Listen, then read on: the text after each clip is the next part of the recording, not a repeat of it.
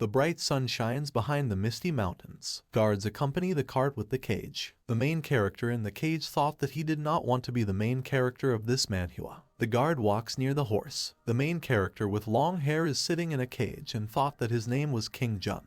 He has an upset expression on his face. He thought that he was the unluckiest time traveler in the entire history of mankind. Others reach the top in no time. A man in yellow clothes sits on a throne, which is located on a golden mountain. A guy in green clothes hugs two girls. A muscular guy punches a stone. The main character thought that the original owner of the body had embezzled money from the state treasury and was exiled by the emperor to the border for forced labor. A black-haired man pours gold out of a bag. A man with brown hair points his finger at a guy with a bag. The man on the golden throne points his finger at the bound protagonist and immediately orders him to be sent to hard labor. The protagonist thought that if this were normal time, there would be a small chance of survival. The main character clenches his hands into fists. He thought that this was the era of demons. The blue demon fights warriors flying on weapons. The cultivation system of this time is to train Kai, lay the foundation for it, create a golden core, reincarnate and generate Hua. Kai training.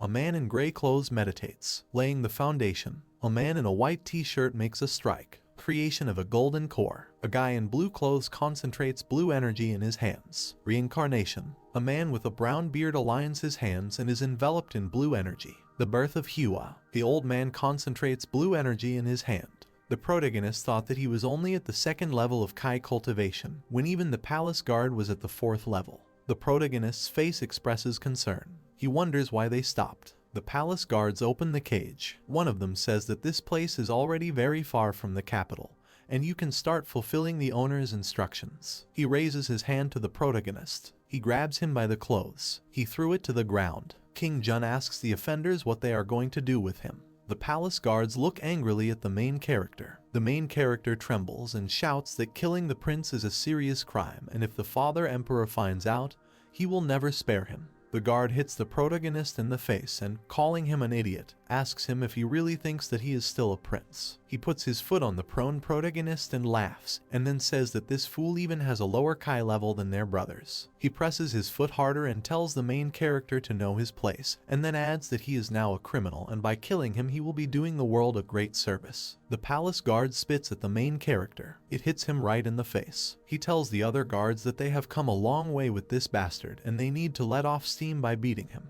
One of the guards smiles and says that the owner ordered not to let him die an easy death. Another guard raises his fist up and says that he didn't like the protagonist from the very beginning. The guards kick the main character. Blue system notifications appear above the main character, the first of which says that the mythical system has been successfully activated. The second notification says that the first connection to the system was successful, and the owner was awarded the chance to summon a random demon. The main character opens one eye and wonders what kind of mythical system this is. The system asks the main character if he wants to activate the summon now. While the guards are beating him, he mentally agrees. System notifications appear with information that the activation of the summoning of a random demon has begun and that you need to pay attention that this process has a random outcome, and which demon the owner will summon depends on his luck. The chief palace guard tells the others to stop and asks them if they feel better. One of the guards puts his hands on his belt and says yes. Another guard says that beating such a non-entity is even funny. The main character lying on the ground thought that it didn't matter who to call, as long as he could kill these scoundrels. The guard is going to grab the main character and says that then he will fulfill the owner's instructions and deal with him. He grabs the protagonist by the neck and tells the others to hold him tight. King Jun clenched his teeth and asked to let him go. The head guard laughs and says that as expected from such a fool, he is so weak that even a blow from a baby is stronger. The guard behind him laughs too. The main character, with a desperate expression on his face, wonders where the demon is and why nothing is happening, because he loses consciousness. A girl with brown hair smiles. The head of the guards and his subordinates look at the sky with concern. A girl flies in the sky, grabs the main character with her huge fluffy tails and attacks the head of the guards. The head of the guards falls to the ground behind his two terrified subordinates. He smokes from the girl's red and white tails. The main character holds onto his neck and thought that he was saved. The protagonist looks at the girl with a surprised look. The system congratulates the main character on his victory. The girl has red and white fox ears. A notification appears stating that it is the nine-tailed werefox Daji. The girl tells the guard that they are so brave. The main character has a surprised expression on his face. The palace guard's faces turned red. The werewolf fox hugs the main character and, calling him master, tells him not to be afraid, because she is here and no one will dare to harm him. The protagonist thought that this was waiting for Sudaji. He has a loving expression on his face and thought that is expected from Sudaji, known as the nation's disaster. He says her figure is so beautiful. An angry palace guard asks the girl who she is and how she dared to attack the royal guards. The werewolf fox with a menacing look says that insignificant insects are not worthy of knowing her name. A system window appears with an image of Sudaji and information about it. Source: elevation to the rank of spirits. Race: nine-tailed werewolf fox. Rank: origin of Hua. 5th level. Combat abilities: nine-tailed celestial fox and seductive love spell. Devotion level 90 out of 100. At the end there is a mention that you should not rely on them if the level of devotion is 0. Sudaji made an angry expression on her face. A drop of sweat runs down the protagonist's cheek and he thought about the origin of the 5th level Hua, and adds that this is even more than the golden core stage. The werewolf fox tells the guards that it would be too easy to send them to hell for causing pain to her master. The guards run to attack the girl and shout that they are attacking her. Sudaji fires a powerful stream of blue energy from his hand at the guards. Streams of energy cut through stones and guards. The main character, with admiration on his face, thought that this was really real, and the werewolf laughed. The girl smiles and says that she is sorry for being late and making the gentleman suffer. Behind her lie the defeated guards. The main character with a smile on his face says that everything is fine with him. He thought she was cruel and he liked her. Sudaji points his finger at the shackles on the protagonist's hands and they are destroyed. Sudaji cries and says that he is finally free, and behind him one of the guards rises to his feet. The main character looks at the guard with an angry expression and says that guy wants to run away. Sudaji kicks the palace guard in the back. The guard coughs due to pain. He asks the girl to let him do something. The protagonist takes the guard by the clothes and asks him if his blows are weaker than those of a child and tells him to receive, after which he swings his fist. He hits him on the head and says that he will make him happy now. A notification appears indicating that first blood has been shed. The protagonist receives 50 experience points for killing a level 5 soldier, and his personal model is activated. The guard has 0 health out of 100 and his spirit leaves his body. The main character, with concern on his face, realizes that he has killed a man. He wonders how it is possible to kill a person with one blow, and this is impossible. A notification appears that this is a cruel world where only the strong are respected. The system asks the protagonist to quickly change his state of mind. The main character clenches his fist and grits his teeth, and then says that the system is right, because this is not the world in which he lived before, and moreover, if he had not killed them, then they would have finished him off. He adds that in order to survive here, you need to adapt to the rules of this world as quickly as possible. The system information window appears. Master King Jun, race, human, level, 2nd level of Kai purification with an experience value of 150 out of 200. Kinship, no. Superpowers, no. Combat abilities, average Kai level, summon demons, Daji. Drops of sweat flow down the protagonist's face. The main character wonders why this is more and more like a computer game and whether this is a fake world. The system tells the main character that there is no need to invent, because the system uses earthly digitization only because the owner is from the 21st century. The main character, with a thoughtful look, thought about summoning a demon in an online gaming program. He adds that it would seem that all this is for his good, but nothing happens for nothing. The main character made a serious expression and wonders what the purpose of this mythical system is. In front of the main character there is a blue system window. A notification appears stating that it is currently impossible to know the ultimate goal of the system because the owner is weak. The main character made a dissatisfied expression on his face. He spreads his arms to the sides and thought that there is no need, because such is life, and if you cannot resist something, then you just need to accept it as a fact. He adds that the meat of the weak is the food of the strong, and one cannot be soft-hearted in this world. The main character unsheathes his sword and tells Daji to render them incapacitated so he can deal with them. The girl smiles and says that's true. The main character smiles evilly and his eyes glow red. A notification appears about killing a level 5 soldier and gaining experience in the form of 40 points. The main character then gains 35 experience points for killing another enemy. The main character draws attention to the notice, which says that he has moved to level 4. The main character raises his fist up and says that his idea is brilliant, because he immediately rose 2 levels, and with such a rate of leveling up he will become a superhero of this era. He looks at his stats, where he has 221 out of 400 experience points to the next level. He reveals information about a secondary mission, to kill the 5th prince, King Yu. Successful completion rewards you with 150,000 experience points and a chance at a random lottery.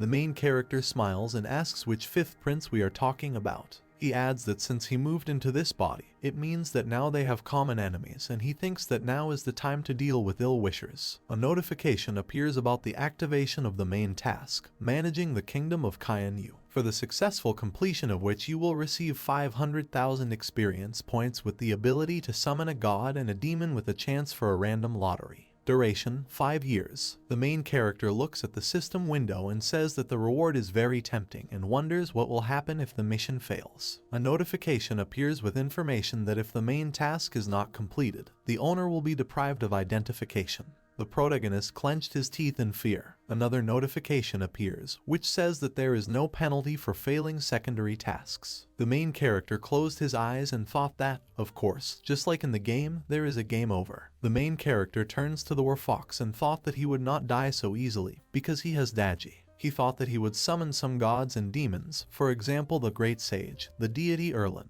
and in a pinch the 3rd prince Natch would do. A bearded man holds a red weapon in his hand. A man with blue eyes is wearing a metal helmet. A little girl holds a spear in her hands. The main character blushed and said that you just have to imagine their abilities and you immediately understand that they are invincible. The main character raises his finger up and with a smile on his face asks if he has a chance for a random draw. The system asks the main character whether to launch a lottery. The main character raises his finger up and says of course. A pistol falls out of the capsule. The main character wonders what a gun can do in this world. The notice says that Desert Eagle has undergone a systemic transformation, and the bullet has turned into the owner's Kai. The protagonist only needs to pour in a little Kai, and then he can safely shoot the accumulated energy. The main character concentrates golden energy in a pistol. He fires a shot, followed by a deafening explosion. A huge trace of the shot remains in the wall. The main character blushed and thought that this was cool, because it was equivalent to some kind of gun.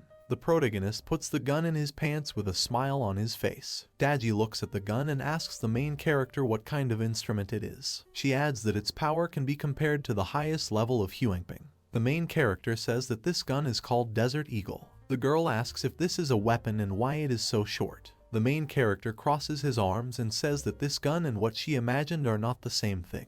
He covers his face with his hand, because he realized that he was thinking about the wrong thing. Because Daji sees such a weapon for the first time. The girl thought that this pistol did not look like an ordinary edged weapon. The main character thought that it was necessary to confirm the original memory of summoning demons. The protagonist asks the werewolf if she knows Ju Yuan. The girl asks who we are talking about. The main character explains that this man is a monarch. Daji replies that she only knows the Lord. King Jun laughs and says that then he is calm. He thought that in her heart there was only him and no one else. The girl asks the main character where they are going now. The main character covers his nose and says that first he needs to find an area with water, because he needs to wash himself. The main character takes off the guard's clothes and follows the girl. The full moon rises in the night sky. The starry sky rises above the leaves of the trees. The main character with clothes in hand goes after Daji. The girl looks to the right. The main character blushed and thought that wild mountains, a dark night with a strong wind, a lonely man and woman, no one knows what could happen. The protagonist imagines being hugged by a werewolf. Blood was pouring from his nose and he thought that just the thought of it was so disturbing. The girl points her finger forward and says that she can hear the murmur of water ahead. The main character coughs and then says that then he will walk faster because he can no longer tolerate dirt on his body. The girl smiles and says that in this case she asks to forgive her. She takes the main character and takes off with him. The main character is scared because he is in the sky. The girl looks at the frightened protagonist. King Jun, with a satisfied expression on his face, thought that he really got to experience this completely free of charge. They fly against the background of the night sky. The girl tells the main character not to be afraid, because she is nearby. The protagonist asks who said he was scared. Daji asks the main character if his heartbeat is so fast because he was embarrassed. The main character cannot answer her because of embarrassment. The girl laughs after this. Daji touches the water and says that they have arrived. The main character runs across a pond. He threw the guard's clothes behind him. drops of sweat run down his face, and the girl watches him with a smile on her face. The main character thought that even though this was someone else's body, he wouldn't want to show others how he washed himself. He asks the girl if she will stand here. Daji puts her finger to her lips and asks the main character if he needs her help in bathing. The main character clenches his fists and blushes, and then says that of course he needs it. Streams of water near it rise upward. The main character goes to Daji. The girl heads towards the embarrassed main character. He sticks out his tongue and looks like a dog. The girl turns around and says that someone is coming. Two people are heading towards a pond. This is a man with brown hair and a girl with blue eyes. The girl closes one eye and tells her brother that she can no longer run and she has no strength. The daughter of the head of the Xuanlin sect is Chan Kyankian.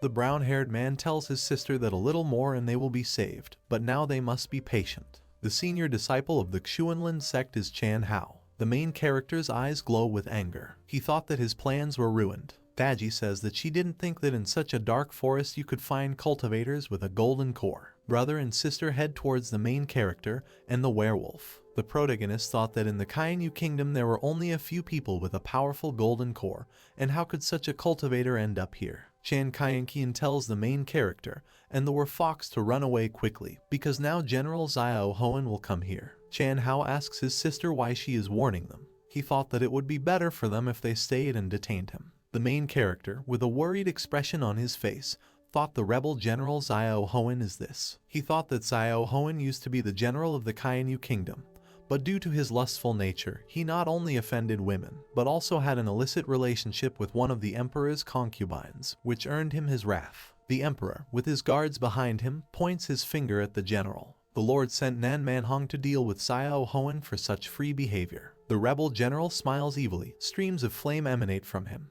Eventually, the general escaped and rebelled, burning and killing the common people. People suffered greatly because Xiao Hoen was invincible. The main character, with a serious expression on his face, thought that the former owner of this body hates Xiao Hoen most of all.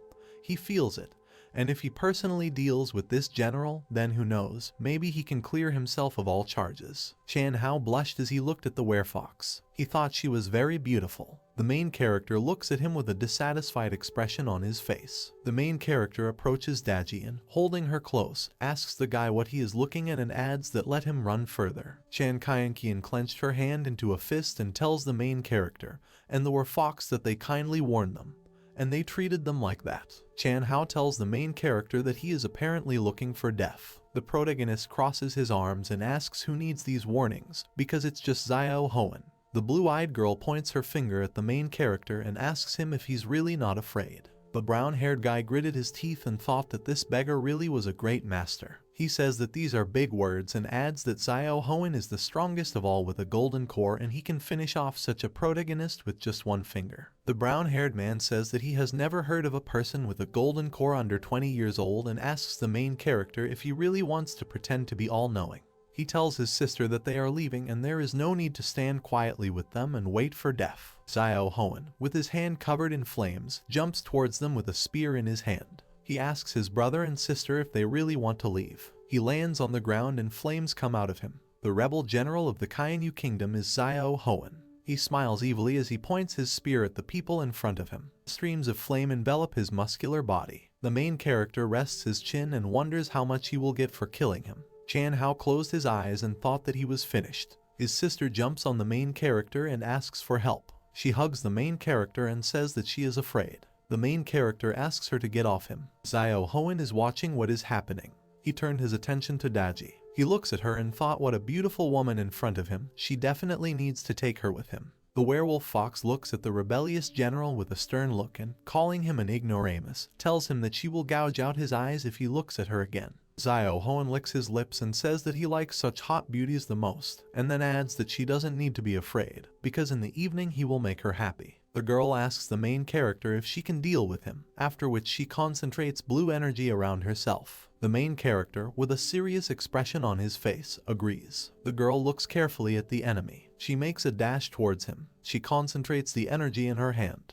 She hits the general in the stomach, after which he pushes away. The general gritted his teeth because of the pain. He breaks several trees while flying. He leans on his spear and tells Daji that he will kill her. He concentrates the flames around the spear and swings the spear. The main character shouts to the werefox to be careful. Xiao Hoen hits the werefox with his spear. She stops his attack with 2 fingers. Chan Hao and Chan Kyankian look at her in surprise and notice how strong she is. Daji strikes the enemy and slams them into the ground. She grabs the general by the hair and drags him along. She throws it near the main character and says it's ready. Xia Hoen trembles and asks the main character and the werewolf who they are. The main character with a smile on his face says that his name is King Jun, and then asks to accept his gratitude for coming to him. The general spits blood and wondered since when was beating called gratitude. The werewolf fox asks the main character what to do with him. Xiao Hoen wonders if she really called this weakling with level 4 purification Kai masters. He adds that if he waits until he gets closer to him, he will be able to take him hostage and it will not be difficult for him to escape. He smiles and thinks that who knows, maybe he will be able to subjugate this beauty too, and then his hatred will not be long in coming. The protagonist with a serious expression on his face takes out the desert eagle. The general thought it was time. He concentrates red energy in his hand and shouts to the protagonist that he is finished. Chan Kyankian tells the main character to be careful. Frightened Daji calls her master. The main character shoots the general straight in the forehead, and the bullet flies right through. Xiao Hoen asks how this is possible with a surprised expression on his face. He falls to the ground. The main character puts his hand on his chest and says that it's good that he reacts quickly. A notification appears that the protagonist has received 10,000 experience points for killing the owner of a level 9 gold core. Golden streams of crackling energy appear around the main character. King Jun looks at his hand with a smile on his face. A system notification appears congratulating the main character for reaching Foundation level 4. The owner defeated a serious enemy, thereby receiving the B reward, the chance to summon gods and demons. Chan Kyankian blushes and calls the main character cool. Chan Hao thought that this was laying the foundation and wondered how he did it. The main character smiles and wonders how experience points are counted. A notification appears that if the owner kills an enemy hostile to him, he will receive points, but if an innocent person dies, there will be no reward. The main character with a smile on his face says that now is the time to use the chance to summon gods and demons. He thought that it would be best if he could summon a great sage, then he would become omnipotent, and there would be no one stronger than him in this world. A notification appears indicating that a random demon or god has begun to be summoned. The following notice shows 3 question marks. The last notification says that the demon is on its way. The main character, with a dissatisfied expression on his face, asks the system to show who he got and wonders why only 3 question marks are shown. The protagonist's face turned red and he thought that he hoped this time he would be lucky, and the summoned demon would turn out to be a great sage. A notification appears stating that the demon will appear to the owner within 24 hours and no further information can be provided. The main character crossed his arms and thought that there was no need, because since the system was keeping it a secret, he would wait. He asks to see his characteristics. A system window appears in front of the main character. The main character now has laying the foundation. Level 4 with an experience value of 121 out of 4,000. He rests his chin and thinks that a few thousand more experience points and then he will move on to the next level. He laughs and says that he can finally understand what it's like to touch a corpse. He reaches out his hands to the killed general. The protagonist picks up the ring and wonders what it is. Daji says it must be Xiao Hoen's storage room for spare equipment. The main character with a smile on his face says that he is already dead and you can probably drop some blood into the secret ring to recognize the new owner. The werewolf fox smiles and replies that of course. King Jun blushes when the werefox touches him. She tells the protagonist that she will help him. The main character looks at the girl in surprise. She bites his finger. She says it's ready. The main character looks away in embarrassment and thanks Daji. Blue energy circulates around the ring. The main character closes his eyes. A notification appears about receiving the item, Advanced Palace Guard Suit. The protagonist thought it was amazing, because where else would he have seen something like this? The main character puts the sword in the storage ring and tells Chan Kyankian and Chan Hao that they can move on. He thought that he urgently needed to take a bath, because if he didn't wash himself again, he would go rotten. The blue-eyed girl holds the main character's hand and tells him that her leg is sprained and asks him if he can stay with them for the night. She adds that another group of Xiao Hoen soldiers are rushing here and since they killed the general, they will want revenge. Daji looks towards where the general came from and says that a group of soldiers are heading here, and then asks the main character for permission to deal with them. He He doesn't allow her. One of the warriors shouts and asks if this is the general's body. Many warriors came and one of them notes that the general is dead, so they must avenge him. The werewolf fox stands in front of the main characters and spreads his arms to the sides. The main character puts his hand on the girl's shoulder and asks her to let her figure it out on her own this time. Warriors attack the main character. The protagonist fires several shots from a pistol. One of the bullets hits the guard and kills him, thanks to which the protagonist receives 25 experience points. He kills several more soldiers with shots. For one of them he receives 29 experience points, and for the other 35. The protagonist stands near many defeated soldiers. Chan Hao thought with a gloomy look what kind of terrible spiritual weapon it was that wiped out the entire Xiao Hoen squad. Chan Kian thought with a flushed face that with such a powerful weapon, he could definitely help them. The main character blows the smoke from the barrel of the gun and asks the others if they can go. Chan Kian approaches the main character and asks him if he can accompany them to Xuanlin. Her brother calls out to his sister, clenching his hand into a fist. The blue-eyed girl presses herself against the protagonist's hand and says that after returning to the sect, her father will definitely reward him generously. Drops of sweat run down the protagonist's face. He says in a trembling voice that it is useless to beg him. A notification appears for a mission to escort Chan Kian back to the Xuanlin sect with a reward of 10,000 experience points. King Jun gives a thumbs up and says with a smile on his face that it is everyone's responsibility to protect the weak, so he leads them back to the sect. He thought about how much 10,000 experience points was. The blue-eyed girl hugs the main character and says that this is wonderful, and then thanks the main character. Joyful Chan Kian asks the main character if he really will help them. The main character's nose has grown and he replies that of course. The main character with a thoughtful look wonders why additional tasks are being launched. A system notification appears saying that the protagonist's help is needed, and since this is the first additional mission, it was activated by another person. A blue-eyed girl peeks out from behind a sign that reads subplot.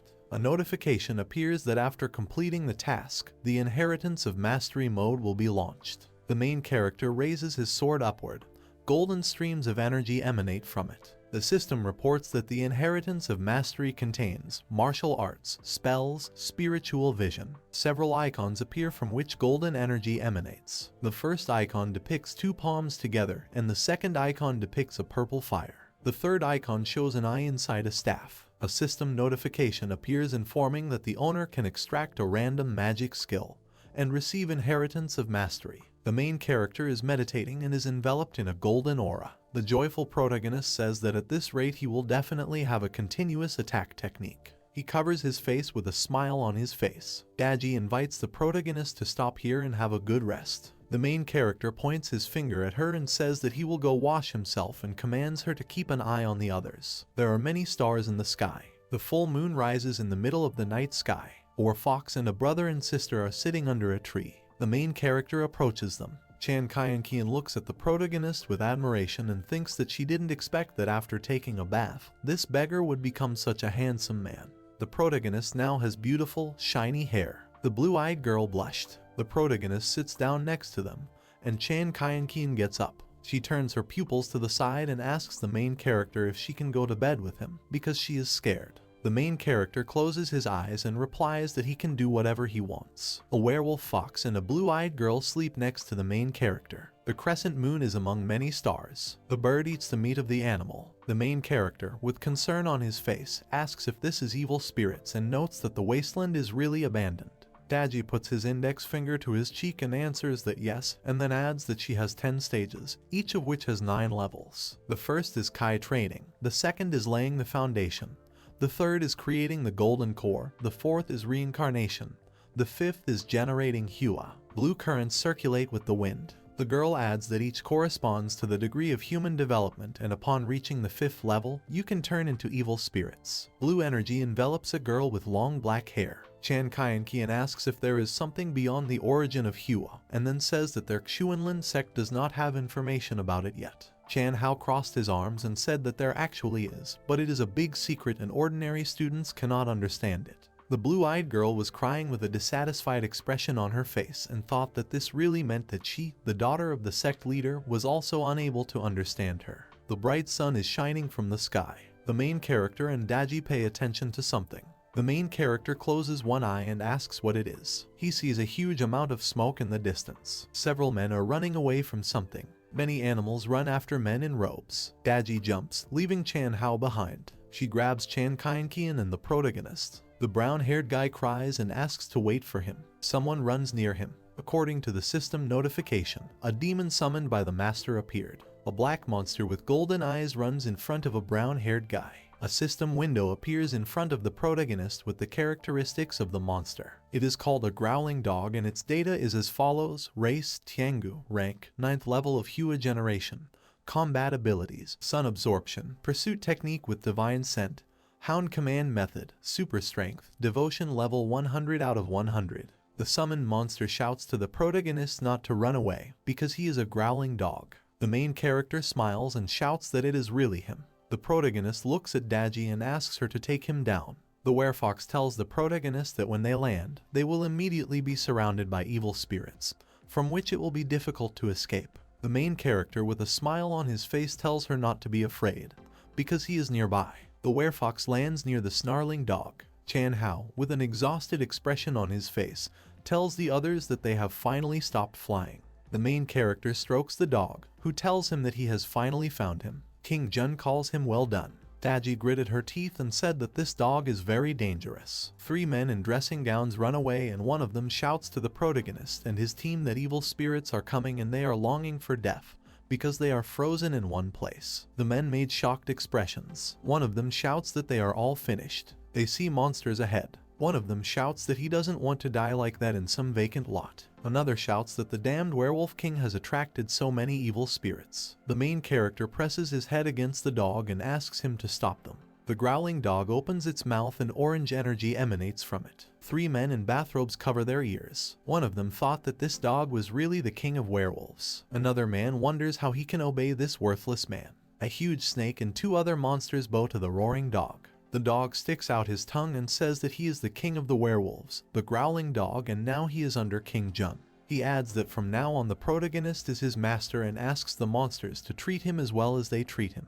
In the background, many monsters bow, and in the foreground, 2 men in bathrobes turn back. One of them asks what had to be done so that the werewolf king himself would follow him. The protagonist thanks the dog and asks him to drive away the monsters quickly, because they already need to set off. The monsters run away in the opposite direction. Daji smiles and asks the main character how he knows so much. The bright sun is in the middle of the blue sky. The main character smiles and says that the less you know, the better you sleep. The growling stove sticks out its tongue and says that the protagonist is a gift from heaven and sooner or later he will personally unite all the worlds. He adds that it is an honor for him to follow him. Chan Kian calls the dog a flatterer with a dissatisfied expression on his face. 5 days later, Kington City. Clouds fly across the blue sky. The main character turns to his team and tells them that they will arrive at the Xuanlin sect in a day. He adds that after so many days of walking, they finally saw a human city and then asks his comrades if they would like to take a walk. Daji says he will go with the sir.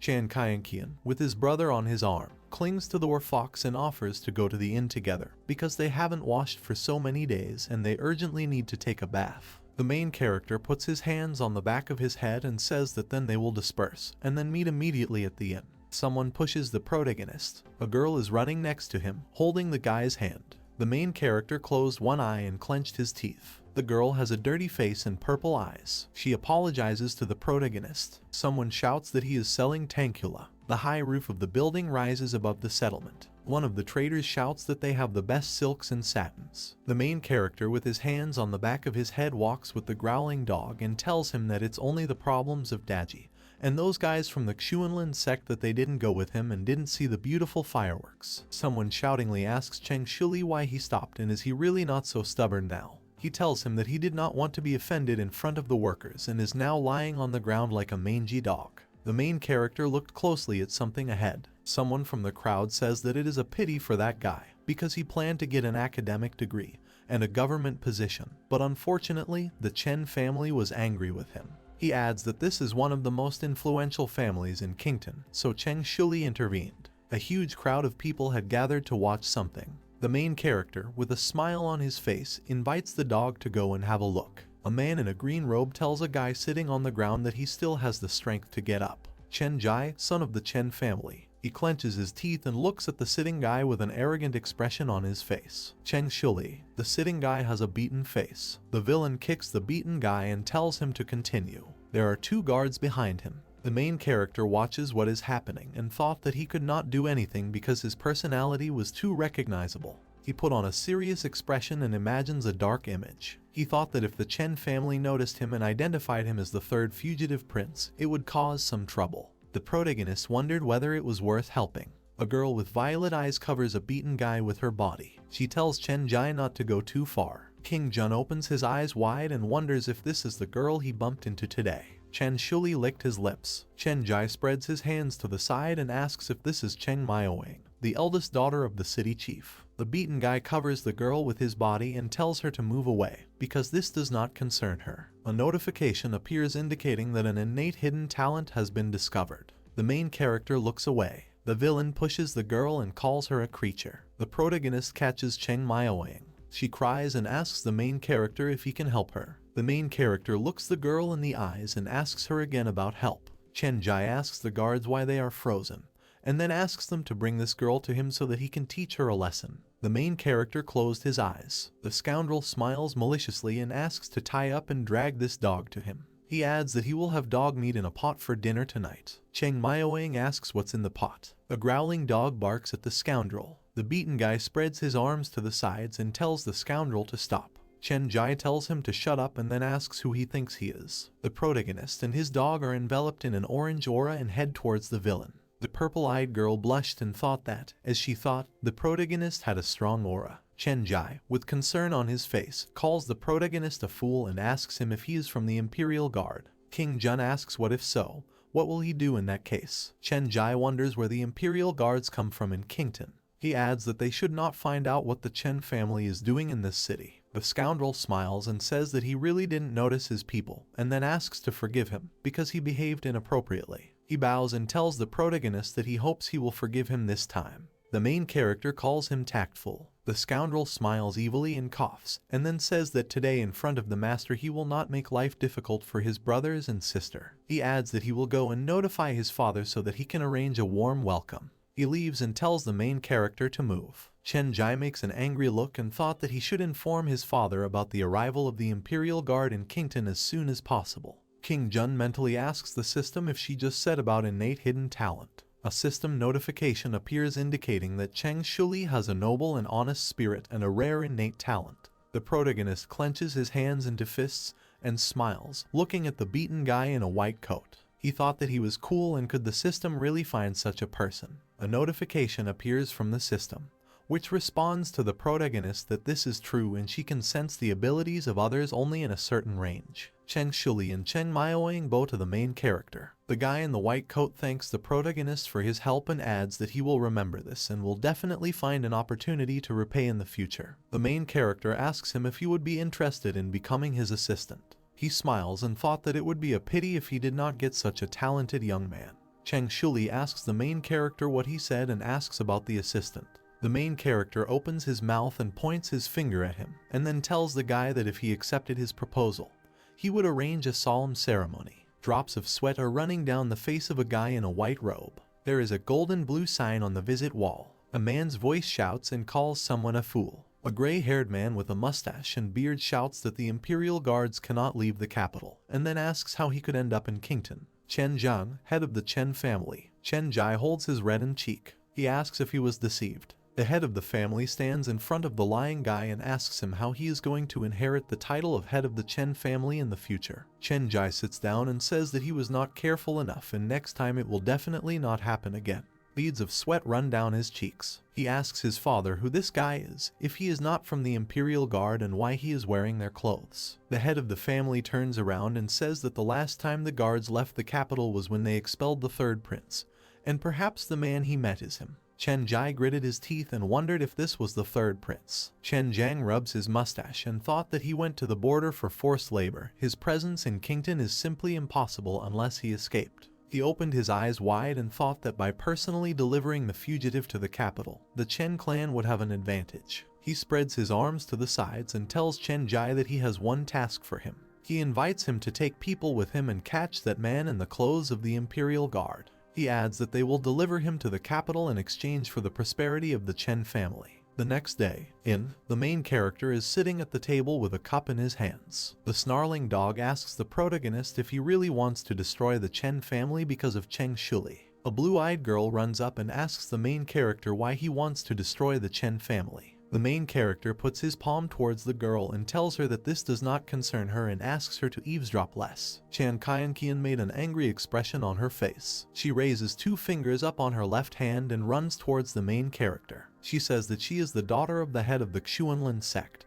and then asks him how he dare treat her so rudely. The main character takes her hand away from him. King Jun spits out water from his mouth. He and the blue-eyed girl blushed because he touched her. The bird's paw touches the soft fruit. The main character thought it was so soft. Chan Kian feels dizzy. She turns away from the main character and tells him that this is too much. The main character drinks water from a cup and tells her not to be outrageous in broad daylight. He thought it was quite impressive and this girl might surprise him. Daji comes down the stairs and asks what happened. The main character goes to meet her. The protagonist smiles and tells the girl that she woke up, and then asks if she slept well last night. A man walks next to him, emitting a black and purple aura. Daji, with a wary expression on his face, approaches the protagonist and tells him to be careful, since there is evil spirits in the body of the man with the aura. A drop of sweat runs down the main character's cheek as he looks after the guy with the aura. He thought that since ancient times, light and darkness have been at enmity with each other. The kingdom of Kainyu belongs to the camp of the former, but the monks of the dark path rarely come here. She asks why they are here now.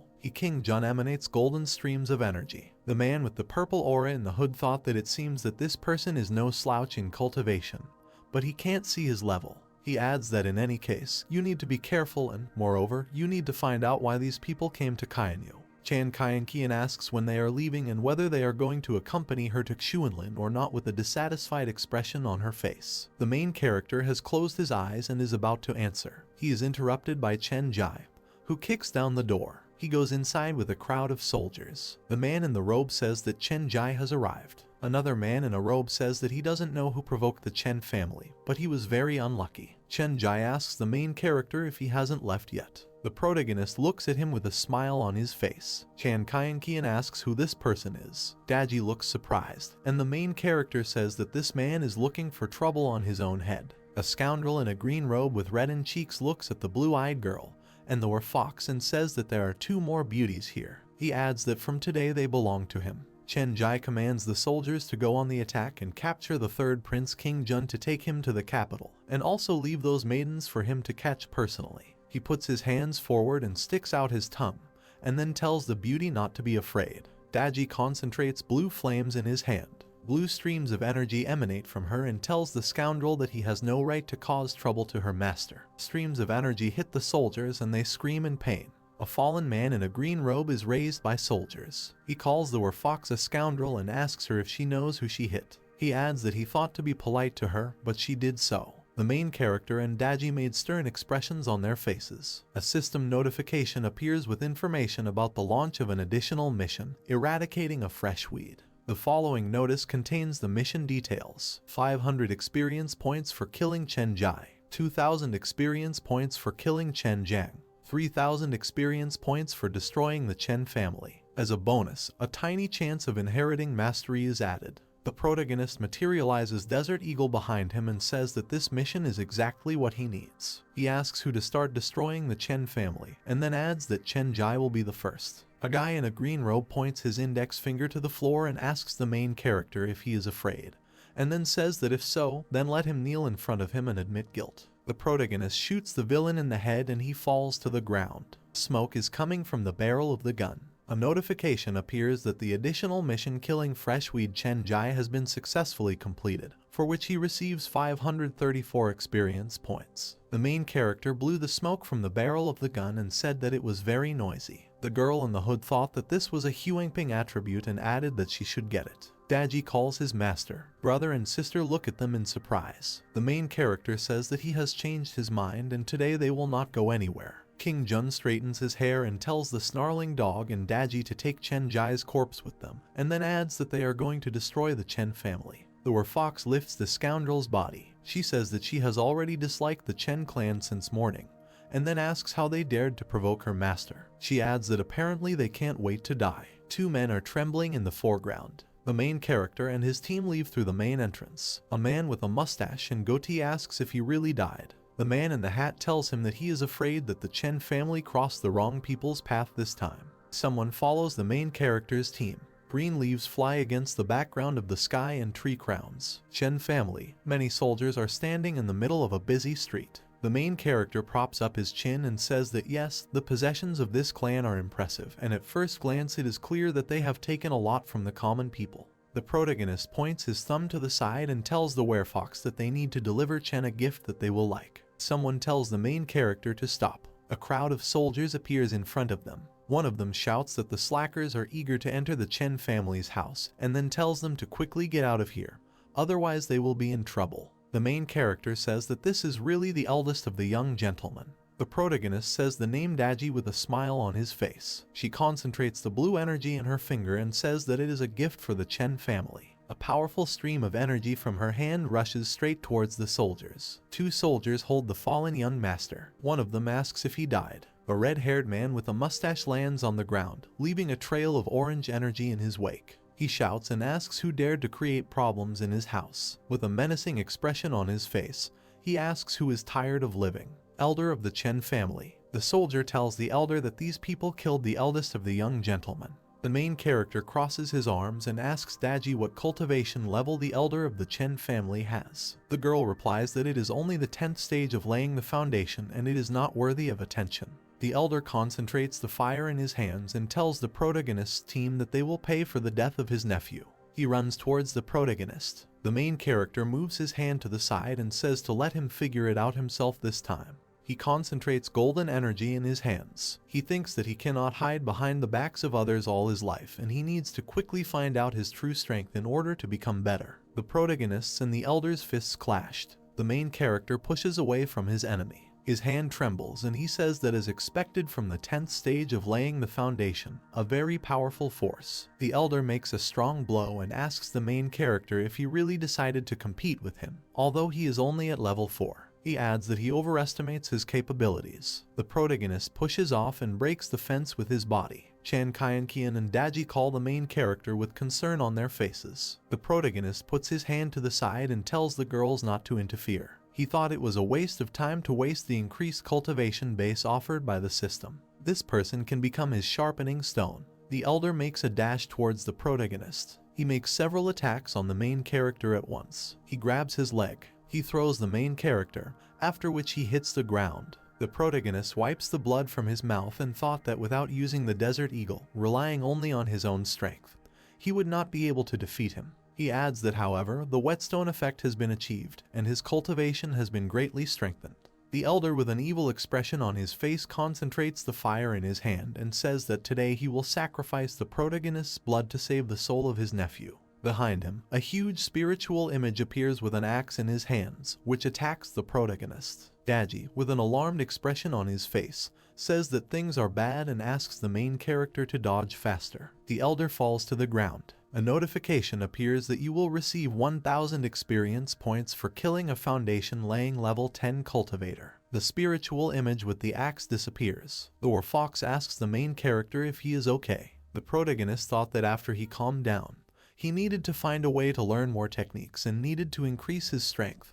He could no longer rely on outside help. The soldiers run away out of fear. One of them asks what they should do, because the elder was killed and they are no match for them. The other guy asks what else can be done and says that we need to run. The third soldier shouts that the head of the family needs to be informed about this as soon as possible. The main character waves his hand forward and tells the werefox to go. He adds that they will come in and kill the others. A soldier peers around the corner as another climbs out of a trash can. Someone says that they should hurry up and inform the head about today's incident. They answer him that others cannot be allowed to provoke these people. Inner palace of the chief of Kington City. The man in the brown robe gets up from his seat, throws the glass, and asks the guy what he said, and then asks who attacked the Chen family. Cheng Jian, chief of the city. The guy in the blue robe puts his hands together and says that there were 2 men, 2 women, and next to them was a black dog. Cheng Shili picks up his glass from the floor. He tells his father that these people saved his life yesterday. He approaches his father and asks him to make public the materials they have collected about the crimes of the Chen family. The father asks why he should do this. The guy in the white robe remembers how the protagonist treated him well and says that because the man who saved him is the third prince of the King Jun dynasty. The soldier runs to Chen Jiang and shouts that trouble has happened and alien killers have come, and the young master and the elder are dead. The eyes of the head of the family glow red. He asks where they are now. The soldier bows to his master and says that the strangers came with the intention of killing, after which he points his finger towards the entrance. The head of the family concentrates orange energy in his hand and asks how they dared to come here. He hits the wall. He jumps and shouts that he will make them pay in blood since they killed his son. In the same time, the main character opens the wooden gate and his team walks behind him. The soldiers run away from them, and the main character asks to call their owner. Soldiers attack the protagonist's team. The soldier concentrates blue energy in his hand and calls the protagonist a petty madman, then tells him to take his blow. The main character shoots at them with his pistol. Notifications appear about gaining experience for killing cultivators. The main character points the gun upward and with a smile on his face thought that the points are growing quickly, and he hopes there will be more such additional missions. The head of the Chen family screams and asks who killed his son. Chen Jiang lands on the ground, golden streams of energy emanating from him. He looks angrily at the protagonist. He sees the young master's body behind the protagonist. He screams loudly and concentrates fiery energy in his hand. He leaps towards the protagonist and screams at him to die. Daji turns his back and asks the head of the family if he wants to join. The girl's tails lengthen and attack the old man. The head of the family is repulsed by a powerful attack. The werefox points two fingers towards the enemy and releases two blue bolts of blue energy. One of the energy clots hits him in the shoulder. The old man held on to the place where he was injured and thought that this woman was very strong, and with his current level of cultivation, he would definitely not be able to defeat her, but the one leading her was just laying the foundation. The main character asks with surprise on his face if he was able to avoid Daji's attack, and then adds that this is not bad. The werewolf fox smiles and says that this is her oversight and next time she will finally finish him off. The old man grabs the doll behind his back and red streams of energy emanate from it. He thought that only by killing this guy could he take revenge for his family. He attacks a werefox who runs towards him. Daji attacks the enemy and cuts him into two pieces. In place of the old man, a doll appears, which is shrouded in a red aura. She looks towards the main character and shouts to him that trouble has happened and he needs to be careful. The head of the Chen family appears behind the protagonist, with a golden fist forming behind him. He hits the protagonist. The sound of a pistol shot is heard. The old man pushes away after the protagonist shoots. The main character gets 499 experience points for defeating Chen Jiang. The system notifies the protagonist about the completion of an additional mission, killing Chen Jiang and the young master, 2,000 experience points received. The main character is enveloped in golden streams of energy and he receives a notification with information that the owner has enough points and is being promoted to the 5th level of foundation. King Jun pets Daji and she says that she underestimated the enemy and put the protagonist in danger. The protagonist says that everything is fine.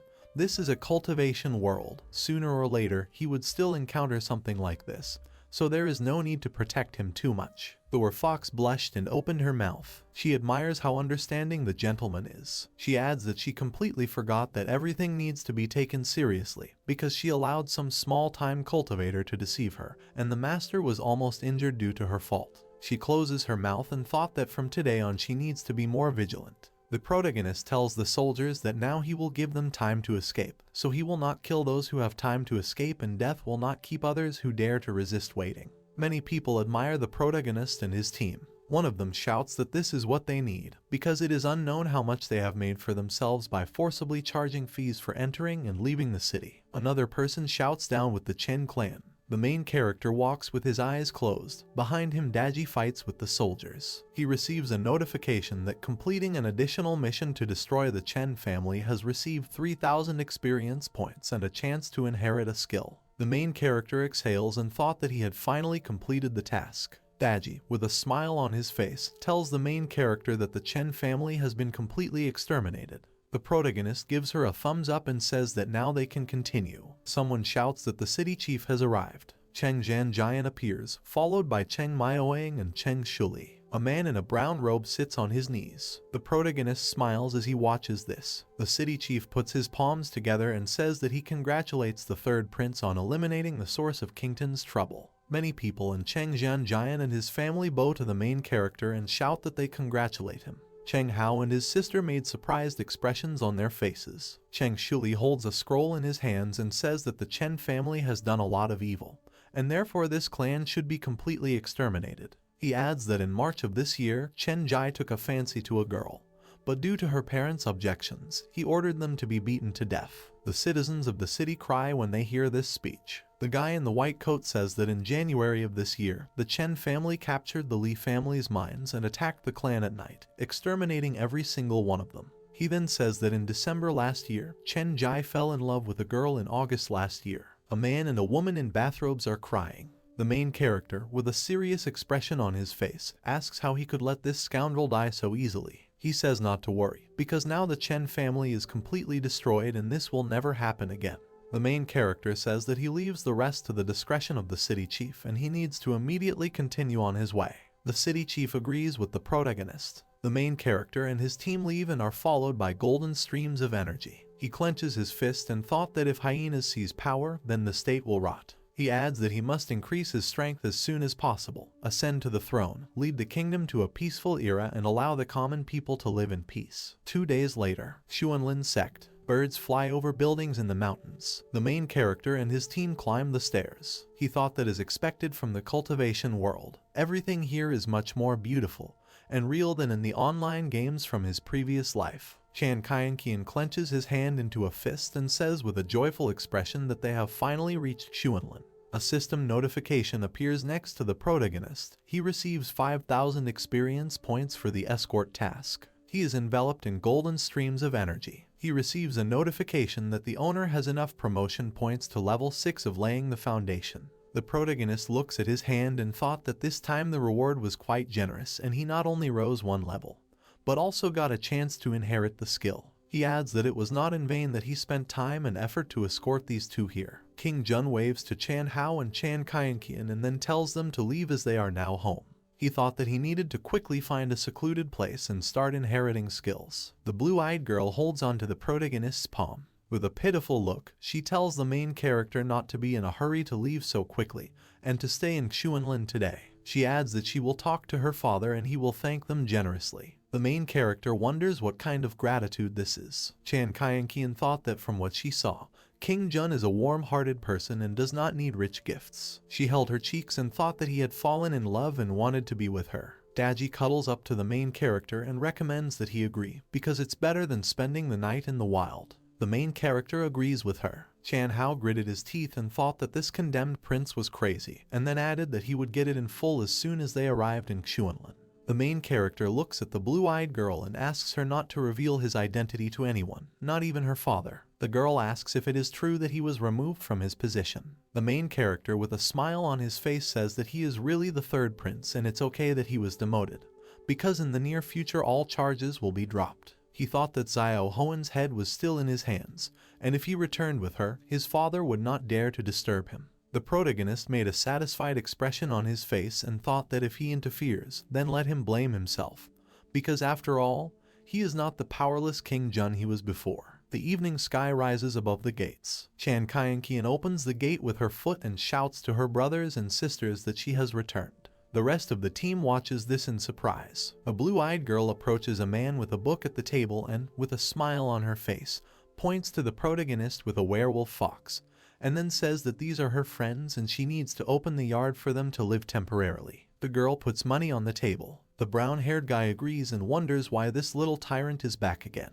A gray-haired man with a mustache and beard took a closer look at the main character. He asks him what family he is from. The main character waves his hand and says that he cannot answer, for which he apologizes. Chan Hao tells the old man that this time he and his sister faced danger, but fortunately he saved them. He adds that there is no need to worry, because they are only here for 1 night. The old man materializes a green key in his hand and tells Xiao Shu to lead them, and the guy bows a little and says that he obeys. Chan Kaienkian tells the main character that he will come to them tomorrow morning. A crescent moon is visible in the night sky. The main character goes with his dog and Daji. He asks the girl if she will sleep with him today, because he is scared alone. The girl winks and tells the protagonist that he has a growling dog. She adds that the road was hard and he needs a good rest. The dog is about to lick the main character, but the protagonist pushes him away with his hands. A growling dog asks the main character if he can lie down next to him. The protagonist replies that it's not worth it, there's no need for it. The main character closes the door, leaving the dog in another room. He tells him to rest well and then bids him goodnight. The protagonist sits on the floor. He puts his hand forward and tells the system that he wants to open skill inheritance. The system window says that the first chance will open now. Pedestals appear, each with a lower, middle, and higher level: Dangping, Linping, Daiping, Tianping, Xianping, Shenping, and Shengping.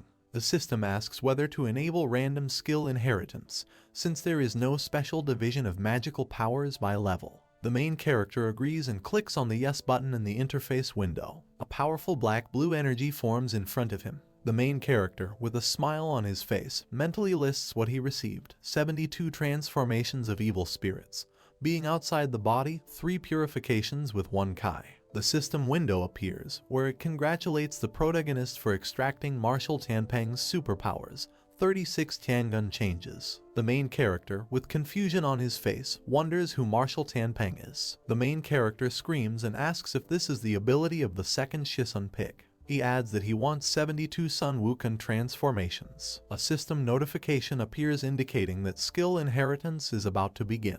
The protagonist makes a surprised expression on his face. Golden energy emanates from it. Streams of golden energy rush straight into his body. A powerful beam of blue energy hits the roof of the building. One of the residents shouts that a heavenly disaster has arrived. Another resident shouts that punishment for sins has come. A mustachioed man stands in front of Chan Hao and Chan Qianqian. He asks if it's thunder. Chan Tianyu, head of the Xuanlin sect. He says that this thunder is so rolling and deafening. He asks if it's Jun Jai's golden core breaking through. He goes outside with the blue-eyed girl and her brother. He opened his eyes wide in surprise. Streams of energy emanate from a powerful blue beam and circle around the head of the sect. He shouts that such a terrifying heavenly disaster Xuanlin will not survive. He orders to quickly bring people to build a magical field. Waves of energy are sent to Daji. The growling dog resists the flow of energy and says that this year the young master only turned 16 years old. But he already has the ability to comprehend various powers with the help of the 5th level of laying the foundation. He adds that this is truly unimaginable. Daji, with a wary expression on his face, puts his hand forward and says that she feels that he is not studying an ordinary supernatural power at all. She adds that the aura permeating the master's house makes her feel her heart racing. It is like a source of energy in the realm of void transformation. Golden rays emanate from the protagonist. Behind him, 2 translucent copies of himself appear. He says that the value changes at will. The protagonist stands up and says that this is the viewing angle after reduction. Numerous streams of energy envelop the protagonist. The energy streams disappear and smoke comes from his hand. The main character looks at his hand, in which golden energy is concentrated, and says that he has studied 36 types of magical components, but his cultivation level is too low. According to calculations, if he uses at least 2 spiritual powers, the energy will exhaust itself too quickly, and besides, the power is so great. The main character exhales and says that as expected, the foundation in cultivation is very important. He opens his eyes wide. Blue lightning appears behind the door. He turns around and asks why the thunder started suddenly, and then adds that it's fortunate that he stayed in the Xuanlin sect today. Otherwise he would have been soaked to the skin. He closes his eyes and tells the system to continue inheriting mastery. A system notification appears saying that random inheritance of mastery has begun. A black and blue cloud of energy appears. The main character puts his hand forward and asks for it to be a martial art. He thought that the spiritual energy obtained through cultivation was especially important for cultivators, and now the Ganyu realm was divided into levels: Tianping, Daiping, Lingping, Fangping. Each rank has lower, middle, and higher stages of development. The protagonist has mastered the mid-level martial art Fangping. The main character made a serious expression on his face. He thought that cultivators at the same 5th foundation level who had taken possession of spiritual artifacts had tens of times more spiritual power, not to mention superior quality, so he must definitely pull out martial arts. An image of a scroll appears on a gold background. The system congratulates the protagonist on winning the purple thunder technique of an unknown character. Tianping top-level item. The main character makes a dissatisfied expression on his face and asks who this unknown character is and assumes that it is Long Tao. A blue ball appears and directs blue energy at the protagonist, causing him to experience pain. A system notification appears reminding you that mastery inheritance has completed. The main character lies on the ground and tells the system that it might as well say goodbye. Lightning appears on the street. Many lightning bolts strike the large golden barrier that covers the sect's territory. The growling dog says this heavenly calamity is powerful, and it is not surprising that the master wanted to come here. He adds that the spiritual stones used to form the magic field are incredibly huge. Daji sits next to him. Spiritual stones accumulate the power of heaven and earth, can be used both as currency and for cultivation. Daji rests his chin on his palm and asks if the Xuanlin sect will bother Mr. A snarling dog with golden eyes says that even the strongest here barely reaches the level of transformation. And besides, if they dare to misbehave, he will instantly destroy the entire clan. Inside the room, blue crackling energy emanates from the main character. He concentrates the energy in his hand and says that the spiritual boundaries of the purple thunder technique are divided into 6 layers and each of them is accompanied by a spell, which is why there is such enormous power already at the first level. He adds, as expected from a top layer technique, it is truly devastating. The protagonist clenches his hand into a fist and is enveloped in blue energy. The energy dissipates and the protagonist says that every time he breaks through the next level of the spiritual boundary, the rate at which his Kai flows and doubles. He adds that just the first layer works 20 times faster than the Kai training technique. He smiles and asks the system to look at his current properties. Currently, the protagonist has Foundation Level 6 with an experience value of 1210 out of 7000. Superpowers, 36 Tiangun changes. Combat abilities, mid-level artifact refinement, top-level purple thunder technique. The main character rests his chin and his cheeks are red. He says that it's not bad, this trip is completely beneficial, and there is still time, so you can continue training. He thought that it would be nice if he pulled out 72 Sun Wukong transformations next time. However, there are rumors that 36 Tiangun transformations are cooler than evil forces, but who cares? He adds that he wants everything and preferably at once. The moon is visible in the middle of the night sky. A tree branch is visible against the background of clouds. Xuanlin Council Hall. There are many people in the room at small tables. 2 people walk towards the man on the throne. This is the guy Zhu Zunji in a blue and white robe and the girl Zhang Lin with red eyes. Chan Kaienqian runs up to them and asks which of them has the golden core. They look at each other and are silent. Chan Tianyu, with concern on his face, asks them why they are silent. A red-eyed girl and a guy in a white and blue robe congratulate each other. They ask each other what they mean with surprised expressions on their faces. Chan Kaienqian asks if the 2 of them really don't have one with a frustrated expression. Zhu Zunji asks elder sister if this heavenly disaster is caused. He adds that he was unable to break through. Zhang Lin closes his eyes and says that this was not her doing and she thought it was Zhu, but apparently it is one of the elders in the sect. The head of the sect puts his hand forward and says that it is impossible, because all the elders are gathered and they would know if someone broke through the golden core. Chan Hao asks if this is King Jun. The head of the sect has a drop of sweat running down his cheek and asks if this is the man who saved them. He thought that when confronting the heavenly calamity, the spiritual stone used to form a magic field was equivalent to the expenditure of the entire sect's strength, which had been accumulating for more than half a year, so if they were truly outsiders, he needed to bring them here. He puts his hand forward. Chan Kaienqian tells his father that they are resting now and if there is a matter, then he should talk to them tomorrow. She thought with worry on her face that even such a strong killer as Xiao Hoen ended up dead because of Daji, and if we add the incident with the Chen family in Kington, then King Jun and Daji are far from good people, so the sect should not argue with them and need to find a way to convince father. The head of the sect does not agree with his daughter. She clasps her palms together as tears flow from her eyes. She asks if he really doesn't care at all about the fact that these wanderers saved her. The sect leader gritted his teeth. He closes his eyes and says to bring them tomorrow morning.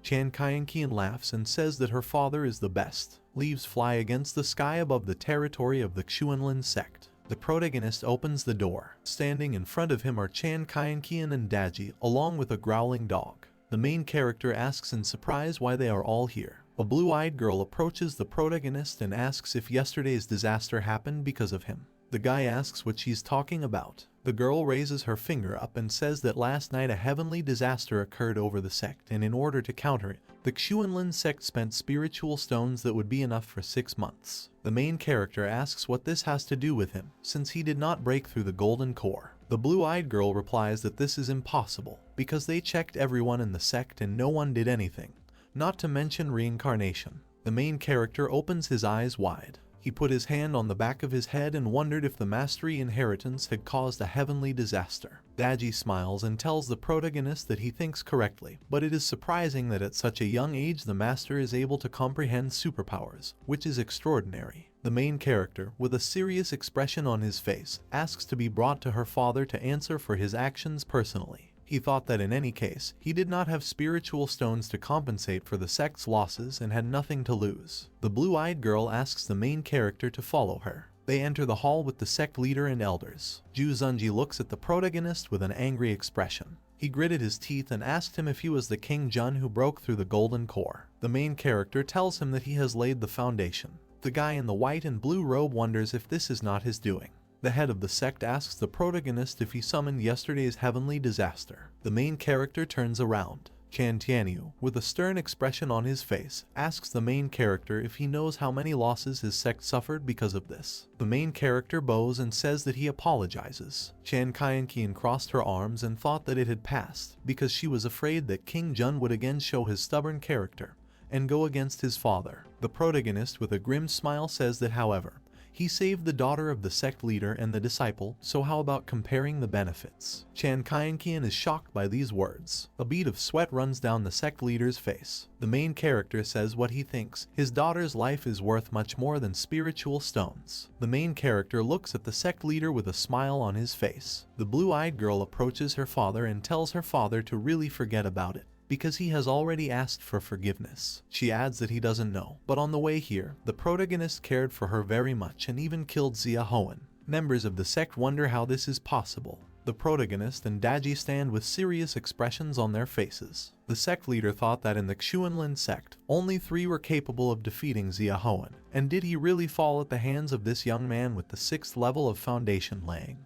This is ridiculous. The blue-eyed girl whispers to her father that it is because Sister Daji has a very strong generation of Hua. The sect leader trembles and asks when such a powerful Hua origin holder appeared in the Kainu kingdom. Daji closes her eyes and blue streams of energy appear near her. She says that her master has already apologized and she hopes that their sect will not be too strict with him, otherwise something will happen to them. She opens her eyes and looks at the sect leader. Blue streams of energy appear around her. She concentrates a lot of energy in her hand, and the protagonist places his hand on her shoulder. The main character clasps his hands and says that Daji has a bit of a bad character, so he asks to forgive them. The sect leader closes his eyes and says that everything is fine, so he asks them to forget about it. The main character waves his hand and together with Daji they go to the exit. The protagonist tells the sect leader that he must continue on his way, and therefore deviates first, and then says goodbye. Ju Zunji, with an angry expression on his face, screams at the main character to stop. The protagonist turns around. He asks the guy if he is the genius from the Xuanlin sect. The guy in the white and blue robe replies that we can forget about the celestial disaster, but he wants to fight, because the protagonist probably has some extraordinary abilities, because of which yesterday's incident happened. And besides, he needs to ask some advice. The main character receives an additional task, according to the terms of which he must defeat the genius from Xuanlin with a reward of 1,000 experience points. The protagonist thought that new missions were still appearing. The genius asks the main character if he really doesn't dare, and then tells him not to worry and not to overdo it, because they will only exchange experiences. The main character thought that this guy stood out quite well, and this was a great opportunity to try out the skills he had just acquired. He asks if the artifacts can be used. The genius answers that of course. The protagonist, with a smile on his face, says that he accepts the challenge. Training ground. Many people are around the arena for the battle. Someone from the audience asks if Ju Zunji really wants to fight and if the other cultivator is strong. Another viewer notices that the protagonist is only level 6 in laying the foundation. Another spectator asks that his opponent really wants to die. Another viewer says that they are saying that this stranger is responsible for yesterday's heavenly disaster. The audience is talking to each other. One of them says that he heard that his subordinates are very strong. Another viewer says that besides, he has reached the 6th level of foundation formation at such a young age. This stranger is definitely not that simple. Zhonglin puts his hand on Ju Zunji's shoulder and tells him to be careful, because this guy is so joyful, and is probably up to something. The genius clenches his hand into a fist and tells the girl not to worry, because since his birth, he has always won, and this time he will never lose either. The sect leader looks at the protagonist and Chan Kaienkian. He thought that such strong personalities with the origin of Hua were guarding King Jun, and there must be someone powerful behind him, and if Chan Kyankian and he were united by marriage, then they would have an advantage. He adds that it is better to wait and show mercy to his daughter. The blue-eyed girl tells the main character to be careful, and he tells her not to worry. The protagonist stands opposite the genius in the arena. Chan Tianyu asks the protagonist to show his artifact. The main character thought that Zhu Zunji was at the completion of laying the foundation, but he was only at level 6. The protagonist materializes a desert eagle in his hand. He holds it by the handle and thought that when fighting it, you just need to increase the speed. The genius looks at the gun and says that the protagonist's artifact looks somehow special and he has never seen anything like it. The main character replies that the genius has studied this world little, and then says that now we can begin. The gong is struck. The genius made a serious expression on his face. He makes a series of blows, but the protagonist dodges each of them. Zhu Zunji asks the main character if he is afraid and does not dare to fight. The main character pronounces the name of his technique 36 changes Tiangun, instant flowering technique. The protagonist spreads his arms to the sides and a red magic circle appears behind him, which glows brightly. Petals from technology fly around. The genius with a smile on his face asks if this is all, and then adds that this technique is weak and there is not a drop of murder in it. He tells the main character that if he is a man, then he should just fight with all his might. The main character, with a small smile on his face, thought that after the instant flowering technique, peach petals fall on a person's body, and then absorb his physical and spiritual strength. At the end they turn into a peach, which contains all the powers of life. He adds that by eating such a fruit, you can increase your lifespan, but if not, you will disappear forever. The protagonist aims a pistol at his opponent. He thought that his cultivation was too low, movement alone absorbed most of the spiritual energy, and he would not be able to use the full power of this technique, but it was enough to deal with him. The sect leader shouts that there is something wrong with these petals. The genius's hand trembles. He asks what's going on. The protagonist aims the gun and thinks that the 6th level can overcome the completion of laying the foundation only with lightning weapons. And besides, now he has very little spiritual energy, so the protagonist must get rid of the opponent as soon as possible. He fires several shots at his opponent. Zhu Zunji dodges the protagonist's shots. The main character then shoots at the genius, who dodges all the shots. One of the spectators shouts that this man is so insidious and he resorts to such low tricks. Another spectator shouts that this is not fair and Zhu Zunji has been deceived. Blue energy particles emanate from the main character. He asks whether it was really necessary to introduce the enemy to your techniques before the battle. This is madness. Zhu Zunji prepares his sword to strike and makes a dash towards the main character. The main character shoots at the cultivator's leg. He holds onto the place where he was wounded and throws the sword to the ground. The enemy is powerless because the weapon lies on the ground. The main character is enveloped in purple streams of energy and he tells his opponent that he has lost. The system congratulates the owner on the successful completion of the additional mission and victory over the genius from the Xuanlin sect, for which he receives 1,000 experience points. The main character tells his defeated opponent that the genius from Xuanlin is quite good. He jumped off the arena. The sect leader thought that he was really praising the defeated enemy. He adds that this guy is definitely up to something. The main character approaches the head of the sect and spreads his arms to the sides. He asks if there is anything else to do with him. He adds that in this case he is leaving, because he still needs to hit the road. He leaves with Daji, the growling dog, and Chan Kyankian. The elder puts his hand forward and asks if he really just up and left like that. The head of the sect tells the old man that he should go. There is no need to bother him anymore. The elder asks the sect leader what to do with Zhu Zunji then.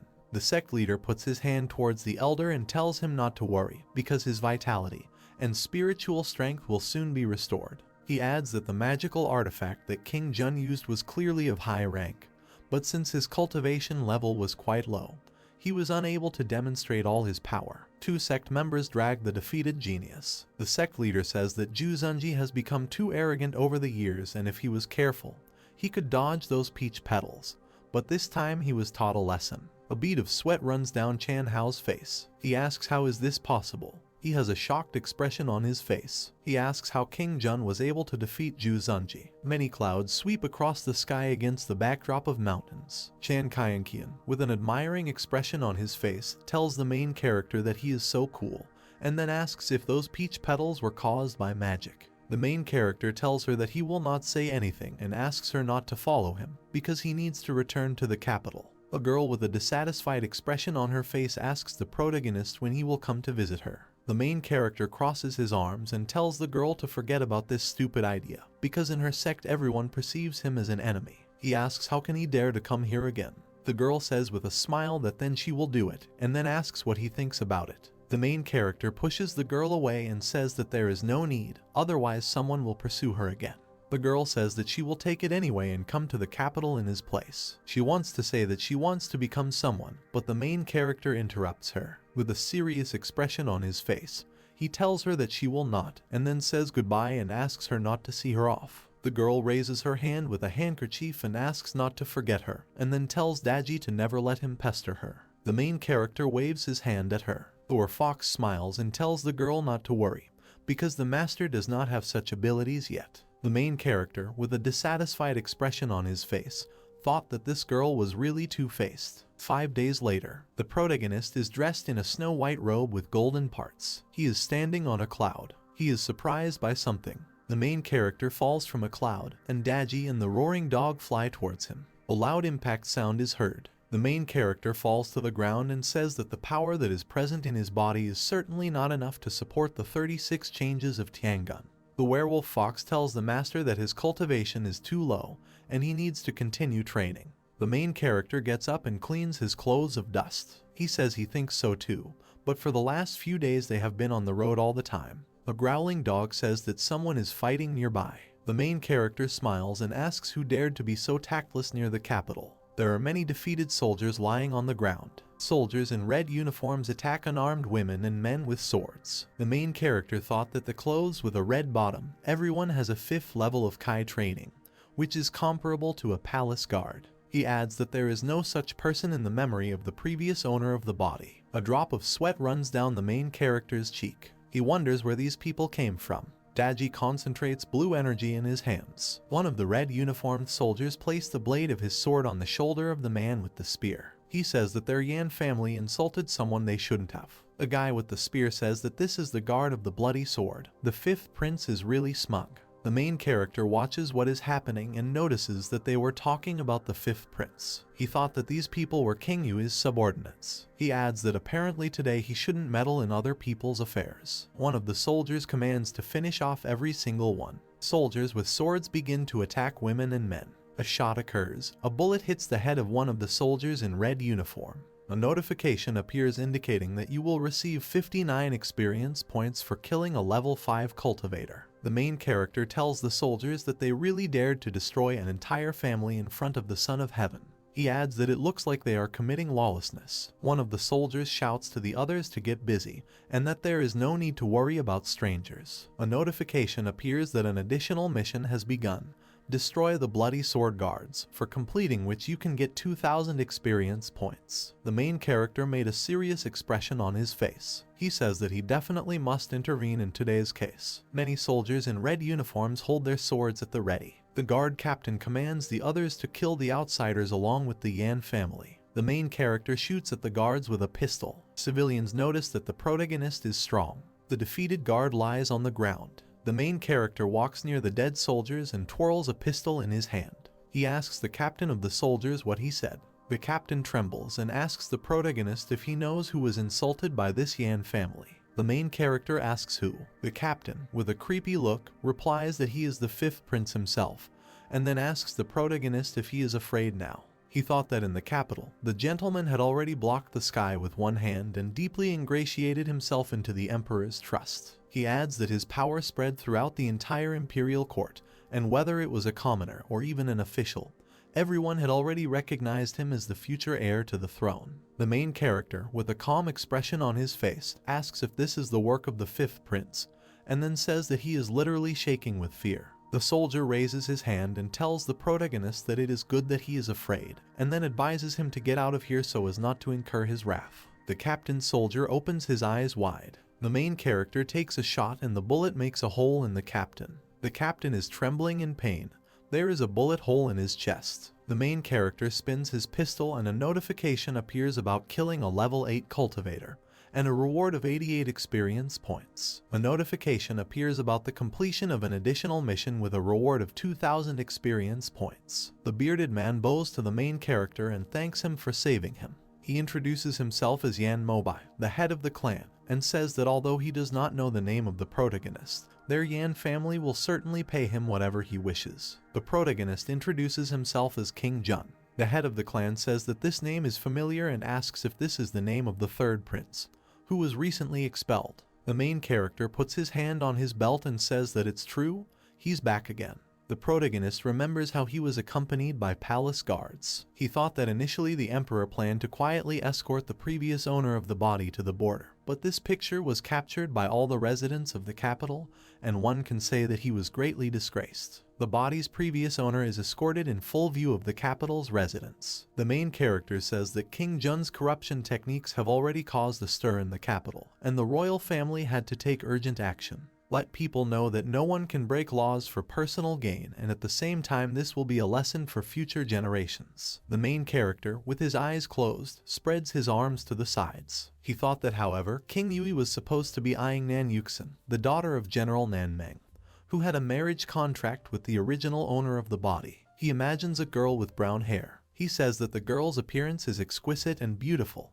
Her hair is like a waterfall, she has a slender body, and she is one of the most beautiful women in the Kainyu kingdom. He adds that if King Yui marries Nan Yuxin and firmly grasps Nan Meng, then the throne will immediately be in his hands. The people from the Yan family bow to the protagonist. Yan Mobai tells the main character that they are welcoming the third prince. The main character waves his hand and says that he still feels awkward and doesn't need any pleasantries. He asks the man how his clan insulted King Yui. The man replies that it is because of his desire to take over his Yan family's Chamber of Commerce. The Chamber of Commerce in Kainyu Kingdom mainly collects goods from merchants, families, and individuals. Auctions of various sizes are organized. Having connections can bring certain benefits. The bright sun illuminates the old knowledge. Some of them have end industries. There are many points in the capital, most of which belong to the headquarters. The main character asks what the name of their Chamber of Commerce is. Yan Mobai replies that Yanbei. The main character asks if she is number 1 in the Kainyu Kingdom, and then adds that they say that no one knows her financial resources. He moves his hand to the side and asks if this is even possible, because their chamber is so rich and can't they really buy strong bodyguards. The head of the Yan clan replies that when they heard that they had angered the 5th prince, they all immediately ran away.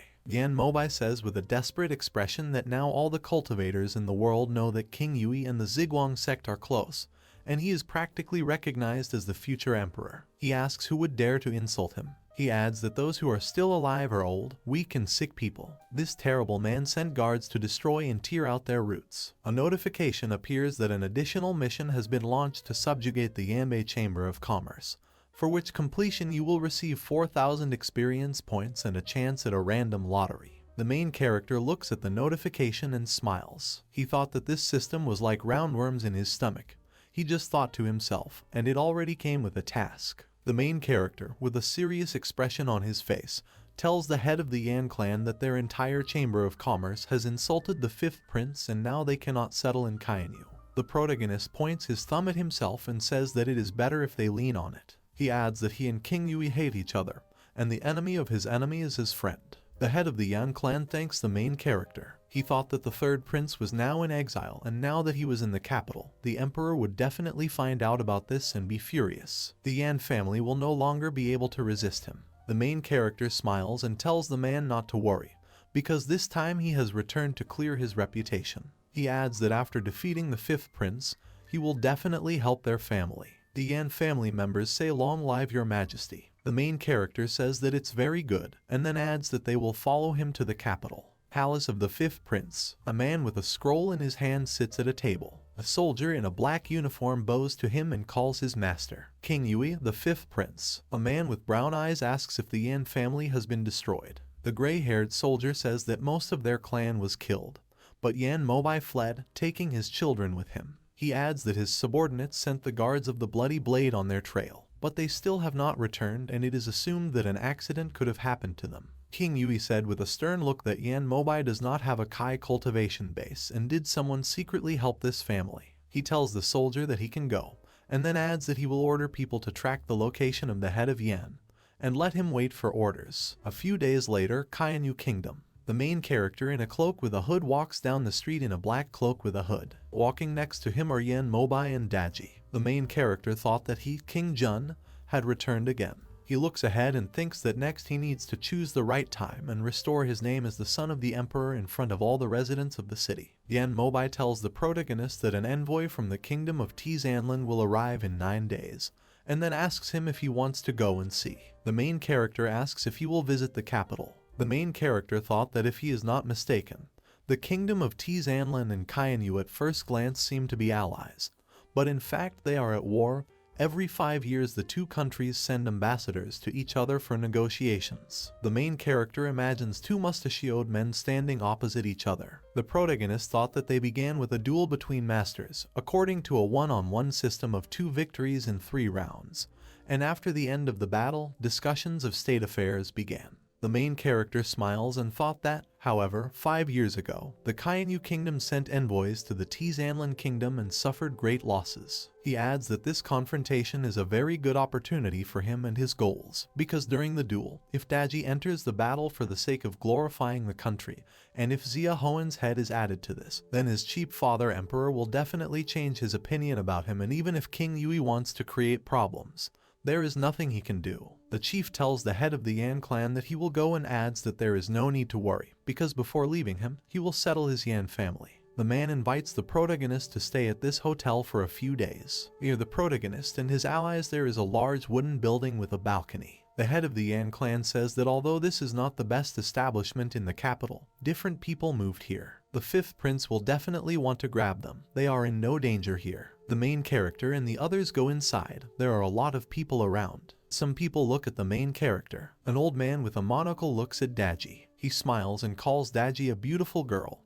and then adds that it's a pity he doesn't know her name. The main character hits the old man in the face with his fist and shouts at him to get out. People are discussing what is happening. One of them asks who this gentleman is and notes that he is so strong. Another person says that okay, apparently there is a guest at the Loya Hotel who cannot be disturbed. Another man says that his maid is so beautiful. Daji smiles and says that the gentleman is so cocky. The head of the Yan clan raises his hand and tells the main character that his room is ready and he can go and rest. The main character leaves the room. A notification appears next to him stating that once a month there is an opportunity to summon gods and demons, and then asks whether the owner will choose a random summon. The protagonist with a smile on his face says that of course and tells the system to start now. Many blue particles gather into a single hole. A dark image of a rider on a horse appears, about whom no information is known except for the level of devotion, which is 85 out of 100. The main character shouts that this time the demon has a mount. The system notifies the protagonist with the demon's winnings and says that he is on his way.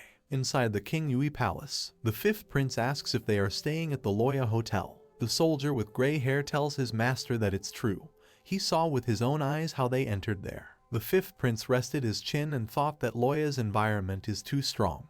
Even he only understands it a little. He adds that, however, his father deliberately reminded him that under no circumstances should he interfere in the affairs of the inn, because the inn, which even the emperor himself fears, is definitely not so simple. He closes his eyes and says that he will wait until they come outside and catch them. He looks at the table and thought that the most important thing now is the duel between the two states, which will take place in 9 days. This time, the emperor father allowed him to lead the team, and this is a very serious task that cannot be taken lightly. He looked closely at the blue book on the table. He takes the book and thought that if he shows himself well, his reputation will reach the peak, and on the other hand, suddenly he will be overtaken by a total defeat. The next day, Loya Hotel. The main character, with concern on his face, asks why the demon is not here yet, because he has been waiting for him for a very long time. Daji holds a piece of food and chopsticks and tells the protagonist to take food more seriously. The main character looks at the silhouette at the entrance and asks if he has arrived. He mentally asks what kind of demon is being summoned this time, whether it is a great sage or a jade emperor. Several people are heading towards the hotel. King Yui holds a fan in his hand.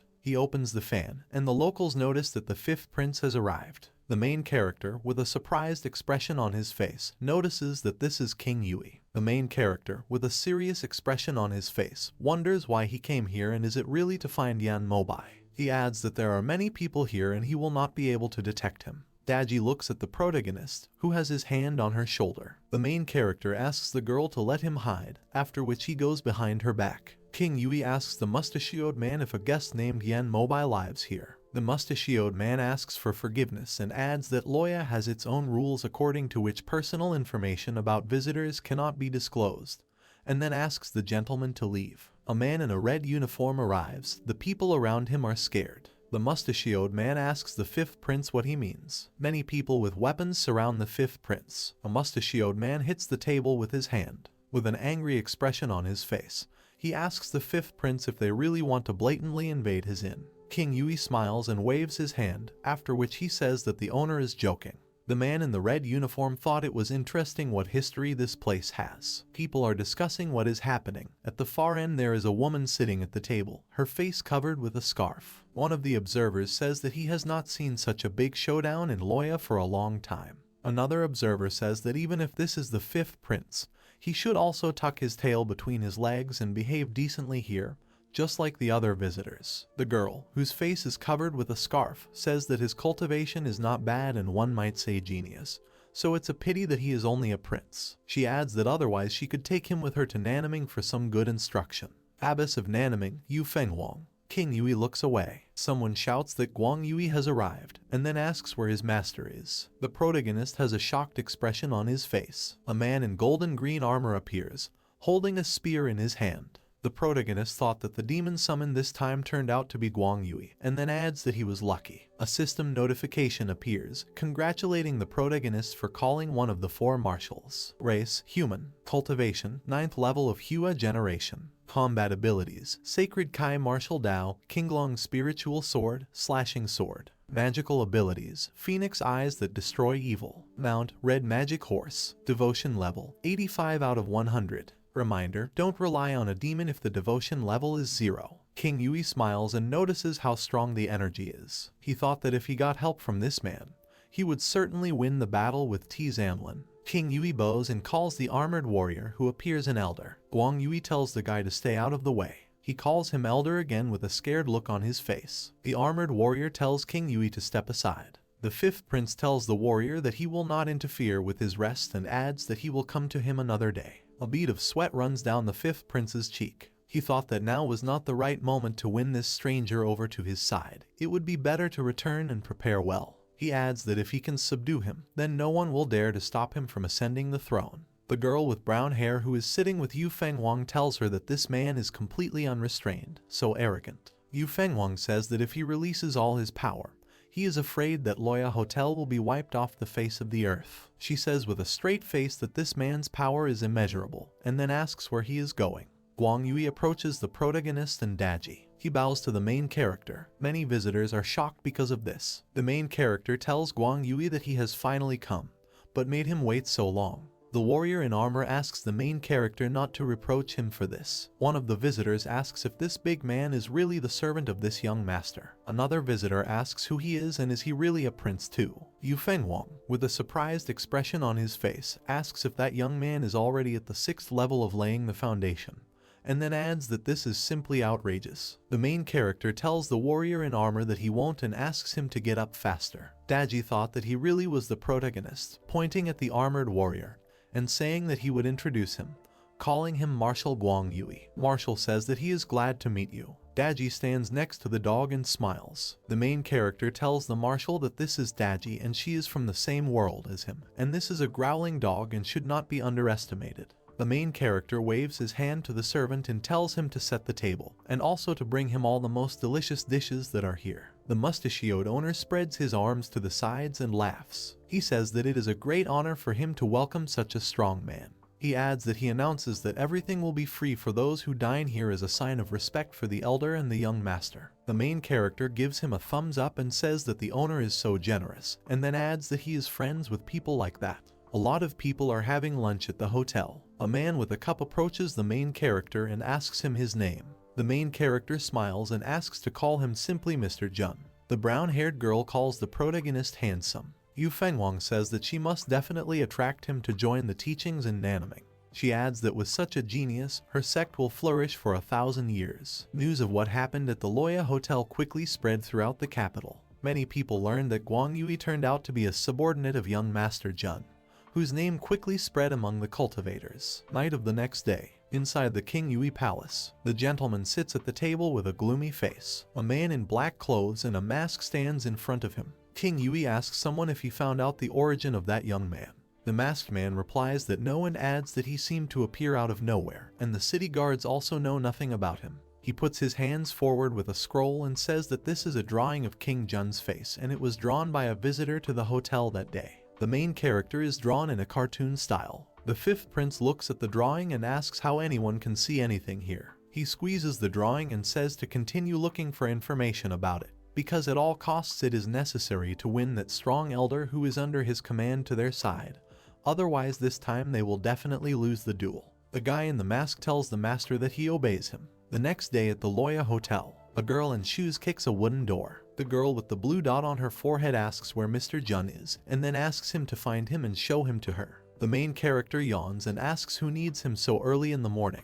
A girl with a blue spot on her forehead hits the table and asks her to call this Mr. Jun because she wants to meet him. The main character looks at her from the second floor and wonders how Nan Yuxin ended up here. He thought with a worried expression that this woman had previously been very dissatisfied with the engagement to the original owner of the body. Besides, it seems that he had come up with a plan to retaliate, and it was impossible for her to discover and reveal his identity. Daji goes and calls the master. The main character puts his hand on her shoulder and says that he needs her help. The hotel owner tells Nan Yuxin not to create problems for him. The girl asks him to tell Mr. King Jun's room number and she will find him herself. She looks away. The main character stands in front of her and his face is covered with a scarf. He asks the girl why she is looking for him. The girl asks him if he is Mr. Jun. The girl approaches the protagonist. Nan Yuxin smiles and tells the main character that she wants to compete with him. She finds herself near the protagonist and her body is enveloped in blue energy. The protagonist dodges the girl's palm.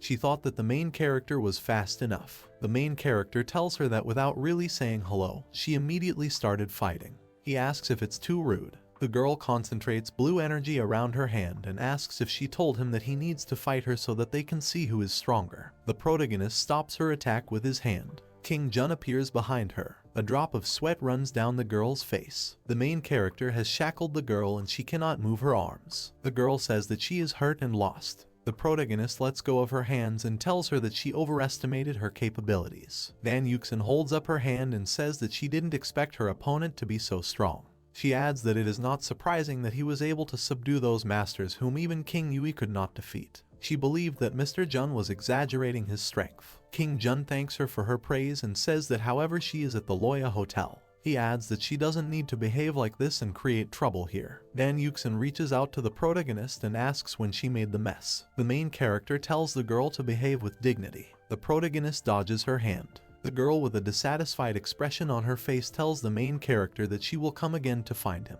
Yan Mobai is watching what is happening. He opens his mouth and thought that the gentleman is so calm and generous towards this cocky Princess Nan. And if it were someone else in his place, then she would have been wiped off the face of the earth long ago. Following such a cultivator, you certainly won't get lost. The main character closes his eyes and thinks that it's good that Nan Yuxin didn't recognize him.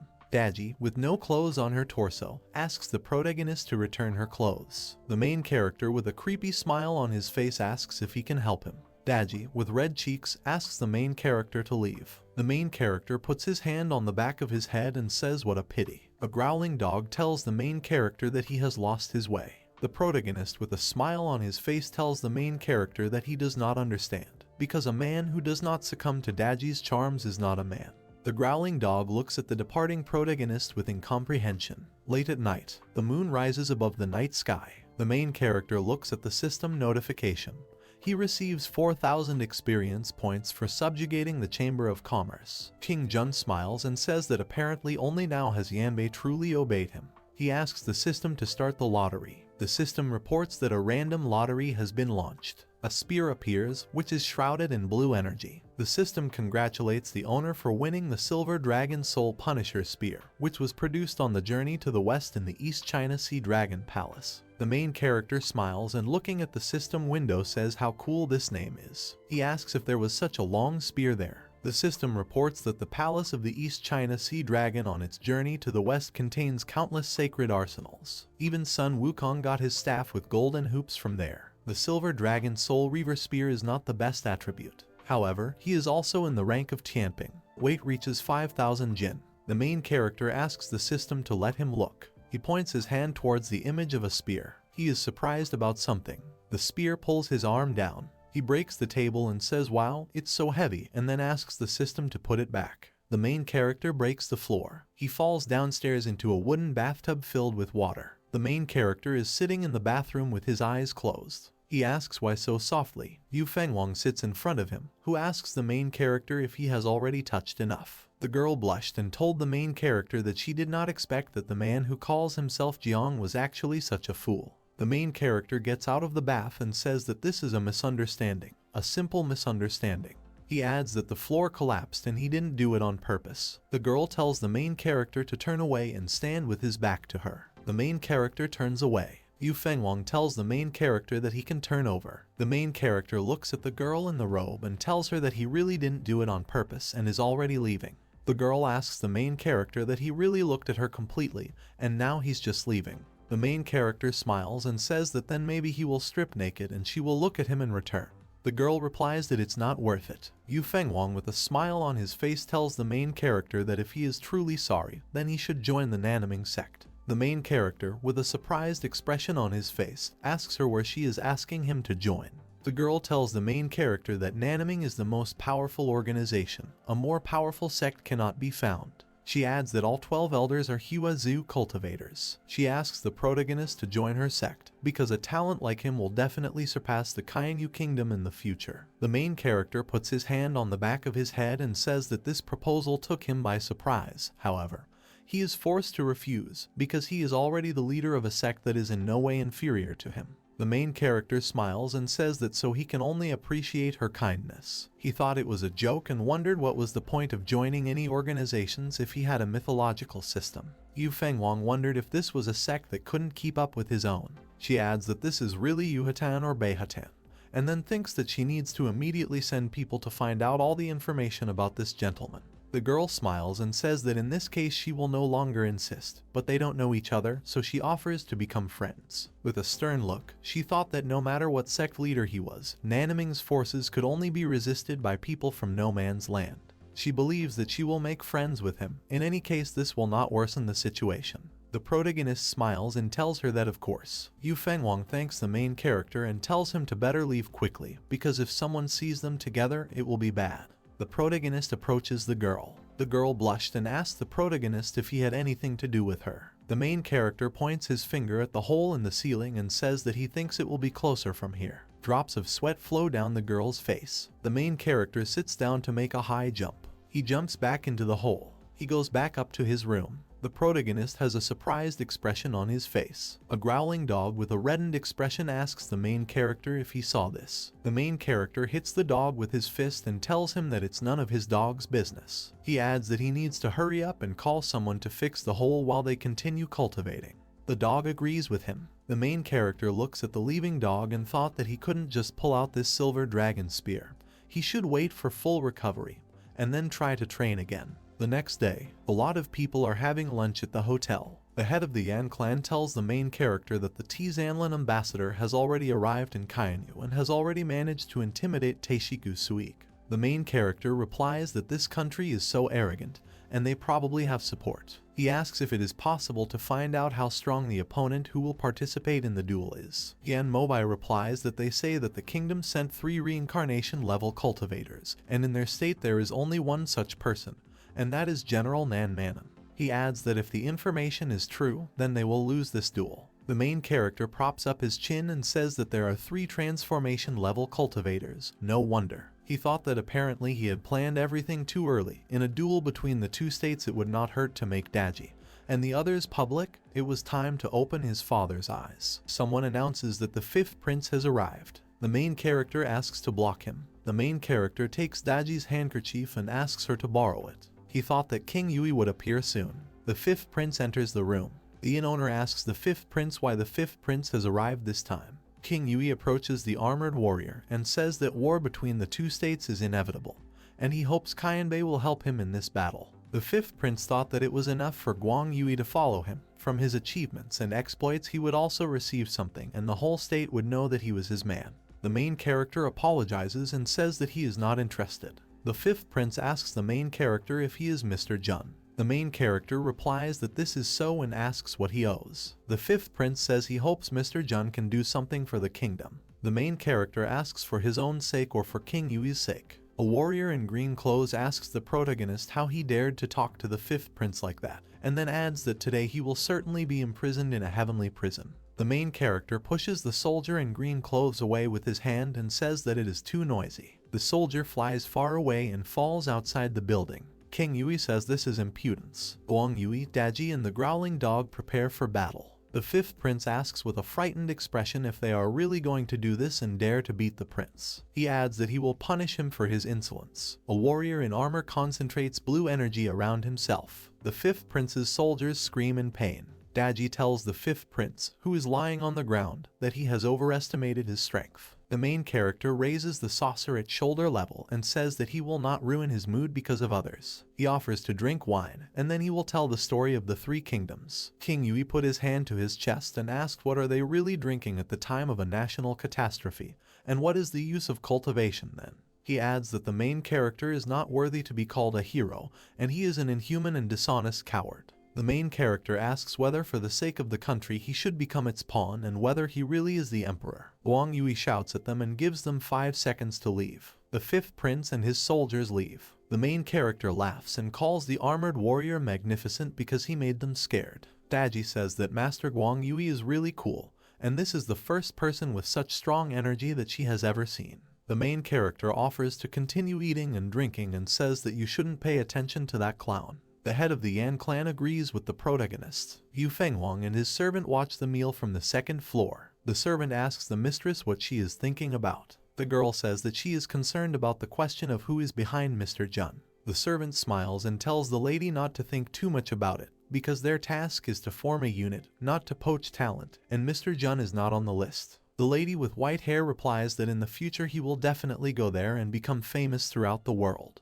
As the date for the battle between the two kingdoms approached, cultivators from various sects continued to arrive in the capital. A lot of people come to the city. The Xuanlin sect people are walking with Chan Kyanqian ahead of them. One of the residents notices that the Xuanlin sect is in place. Another resident says that Ziguang arrived in the morning and only Feng Shanghu is missing. Another resident says that he has not seen them yet. Even the cultivators from Tizanlin are already here. The main character stands among the crowd next to Daji and Guang Yui. He says that he got up too late and there are already a dime a dozen people. The main character approaches Daji and tells her to come into his arms and to be careful that others do not pester her. A lot of people are walking towards the training ground. The emperor's throne is empty, with the fifth prince, a man in a dark robe, and many people in red robes sitting behind him. The audience notices that the emperor has arrived. The spectators shout, "Long live your majesty the emperor," and bow to him. The emperor goes to his throne. He is dressed in gold and black clothes. He commands you to get up from your knees. The emperor sits down at his throne. A man in a black robe beats a gong. He raises his hands up and shouts that the duel between the two kingdoms is open. The protagonist covers his face with his hand, and the man with red hair in front of him says how good it is that he still made it and apparently all the people have gathered here. The main character makes a surprised expression on his face as he watches what is happening in the arena. A man with black hair stands over the defeated enemy and says that he never expected that the people from the Kainyu kingdom would be so weak. He adds that it is his fault. His hand slipped carelessly. Someone from the audience shouts that this Song Lang from Tizanlin is very arrogant, and let someone stand up and teach him a lesson. Another viewer says that Bai Yufan could not resist him and fell face down, so their kingdom is in danger. A man in a dark robe and brown hair says that the kingdom of Tizanlin is victorious in the first battle, and then asks to send the participants to the second round. A man with a goatee and sideburns points his thumb at himself and says that he will go. General Nan Meng, a man with a bandage on his forehead, tells a guy with his hair in a ponytail named Zhen Hong to come out. The guy with his hair tied in a ponytail agrees. Someone from the audience shouts at Nan Meng to teach him a lesson. Two men stand opposite each other. One of the spectators shouts that they should be calm with the general. Another spectator shouts that Nan Meng is invincible. The main character asks Guang Yui which of them will win. The man in armor replies that they are equal. The main character thought that in this case, in terms of combat abilities, the Zanlan Kingdom had gone far ahead. He says it's bad. Zhenhong smiles and says that he has long dreamed of fighting Nanmeng, and he hopes that he will not let him down. The general also smiles and says that compared to their main three sects, they are much inferior. He adds that at least they will not participate in a duel. A man with his hair tied in a ponytail is enveloped in orange energy. The general is enveloped in red energy. He attacks his opponent with a sword. Zhenhong coughs up blood after taking a hit. He sits down and tells Nanmeng that he is as strong as they say he is. The general shouts to his opponent to stop talking. He makes a slash with his sword, but his opponent turns around. The guy with his hair tied in a ponytail smiles. He clenches his hand into a fist and says that even if he loses, he will have to pay dearly. He throws orange stones. The general was taken by surprise by this attack. Orange rocks rush straight at him. There is a loud explosion and smoke comes from the general. The main character grits his teeth and says that this is a dirty trick. One of the spectators shouts at Zhenhong that he is a scoundrel. He asks whether it is possible to talk about military honor with such vile technicians. Nan Yuxin brings his palms together and calls out to his father. The emperor sits behind her. The guy with the hair tied in a ponytail says that this time their Kainyu kingdom lost, and then adds that these people annoy him.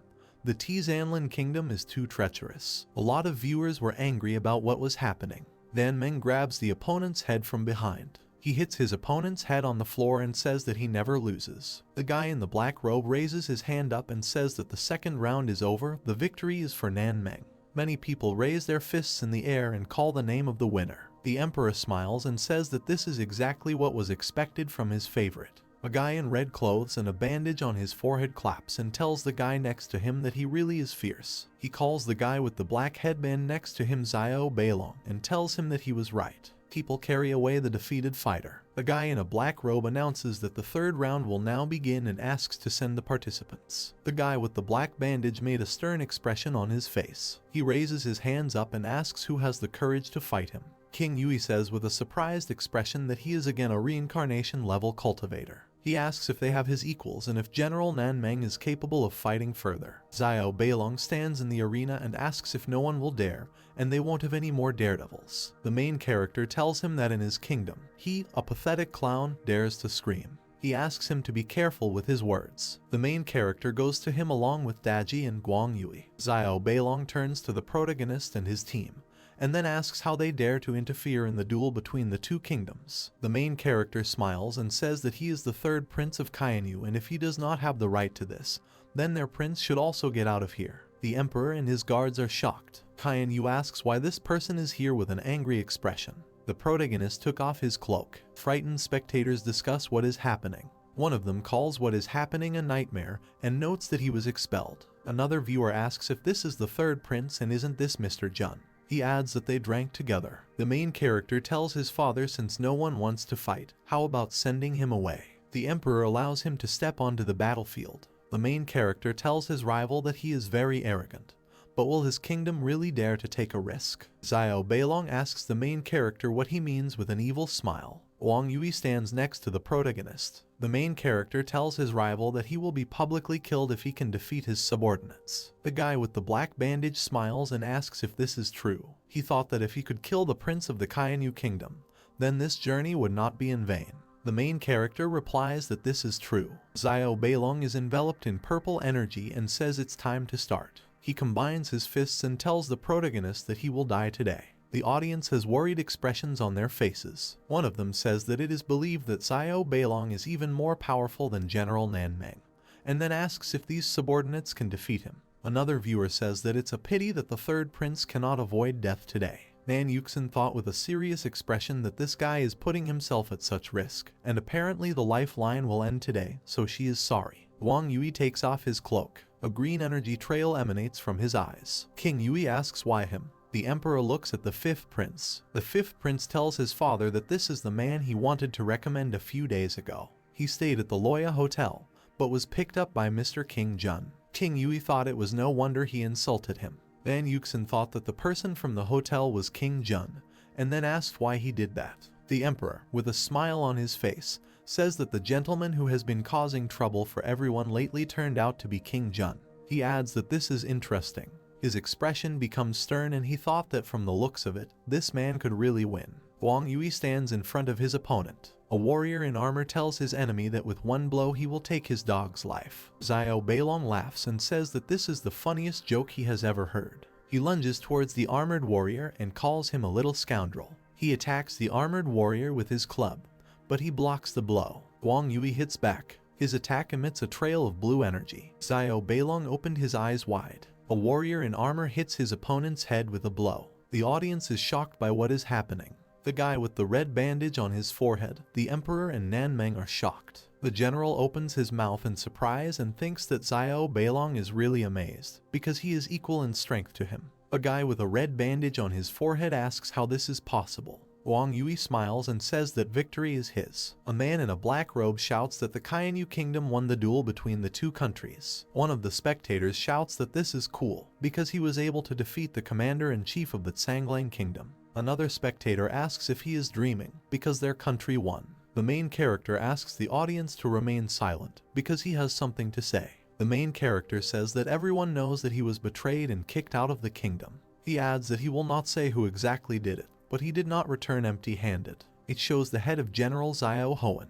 The spectators were shocked. One of them thought that his fierce name was well known to everyone in Kainyu. Even numerous arrests of Nanmeng were unsuccessful, but the third prince was able to deal with him. The main character shifts his gaze. He asks the Emperor if this merit can smooth out his unfair accusation. The Emperor, with a smile on his face, replies that it is natural. He announces that the third prince, King Jun, has fully redeemed himself and is now restored to his former position, and in addition, thanks to his subordinates, the Kainyu kingdom won the duel, so he will be given the title of Van of the Yu Principality. The audience made surprised expressions on their faces. The Emperor says that because of his amazing performance in the duel between the two countries, Guang Yui will be appointed a third-rank general, and he will be given the opportunity to decide on a specific position on his own. The main character thanks his father, the Emperor, for the reward he provided. The Emperor announces the end of the duel and says he is preparing to return to the palace. He adds that the protagonist and Guang Yui made a great contribution to this battle. From now on he is allowed to participate in the upcoming negotiations between the countries. He tells him to take his subordinates with him and follow him to the palace. The main character bows a little and says that he will do so. A system notification appears indicating that a secondary mission has been launched, and since the protagonist performed excellently in negotiations between the two kingdoms,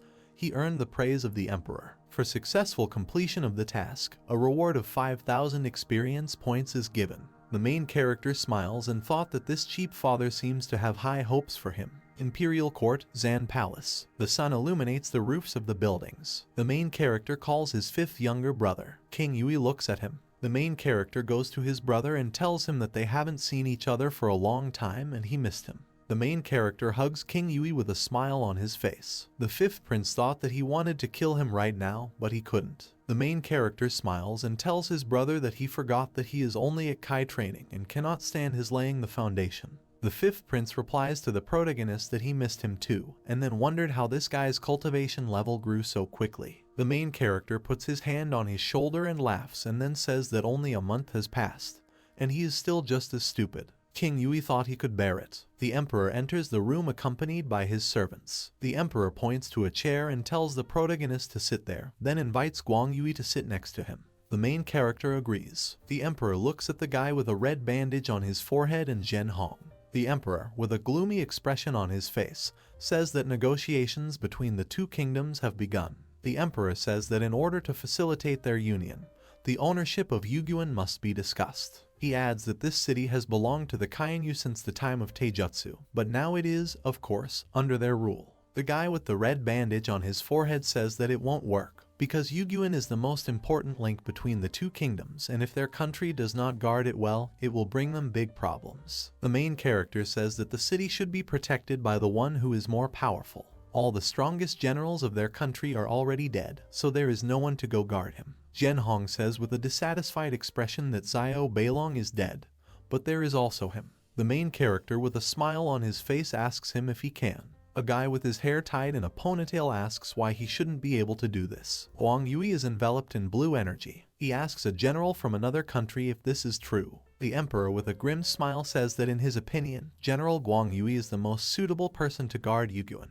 The guy with the bandage on his forehead made a gloomy expression on his face. The main character puts his hands on the back of his head and closes his eyes. A guy with a red bandage on his forehead looks at the protagonist and says that when he ascends to the throne, he will definitely conquer their kingdom. A system notification appears with information that an additional mission is being launched within which you need to begin becoming an emperor. The protagonist needs to conquer the imperial throne without dying before the end of the mission. The reward for successfully completing the task is 100,000 experience points and a chance at a random lottery. The main character looks at the guy with a red bandage on his forehead and thought that this guy had so much hatred for him that he provoked a task with such a generous reward. The emperor waves his hand and tells everyone that they can leave. The protagonist bows to the emperor and calls him father. After the duel between the two kingdoms, the names of King Jun and Guang Yui spread throughout the Kainyu kingdom, and even thousands of miles away in the city of Kington.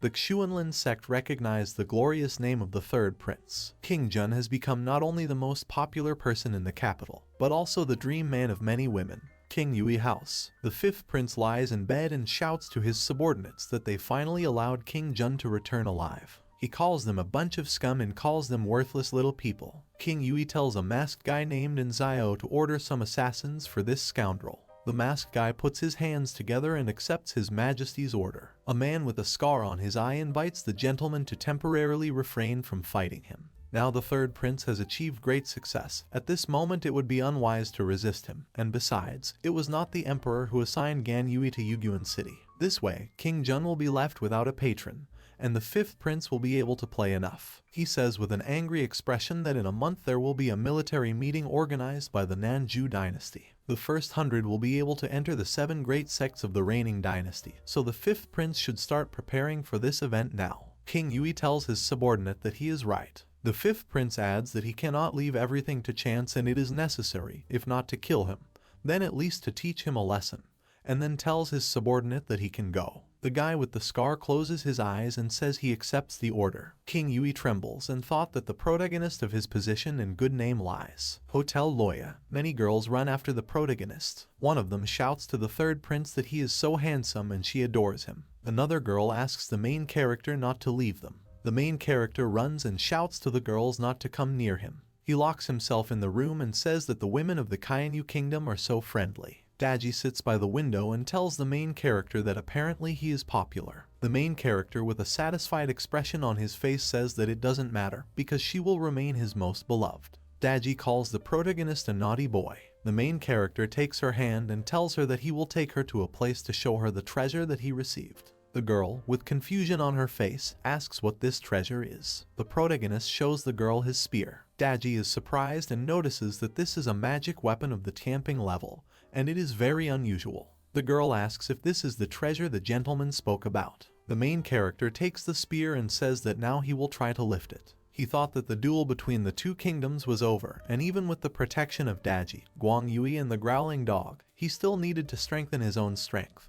So he needed to master this magical weapon as soon as possible. King Jun is trembling and thought that the Silver Dragon Soul Annihilation Spear weighs about 5,000 jin, and he should first pull it out, swing it a couple of times and become familiar with the weight, and then train. Blue energy is concentrated around the spear. He shouts for the spear to rise. The protagonist raises his spear up. Due to the weight, he pulls the spear behind his back and asks Daji to save him. Thor Fox smiles and asks the main character why don't she teach him the correct breathing method, which will strengthen his physical strength during the training process. The girl suddenly notices something. A dagger flies at the main character. Daji knocks the dagger away and it hits the ground. The main character asks who it is. A guy in a hood and a mask tells the main character that he is his killer. The protagonist clenched his teeth and tells the enemy that he really dared to attack him. The guy in the mask lunges towards the main character and shouts that this is presumptuous and asks him to go to hell. The protagonist stops Daji, who was about to fight, and then tells her to let him fight. The main character grabs his spear tightly. He screams loudly, preparing to attack. The main character raises a spear towards the enemy and says that there is a complete mess going on. He lets go of his spear. It falls right on the masked guy with the hood. The main character laughs and tells the killer that he is pathetic. The main character kicks his enemy on the head and asks him who sent him.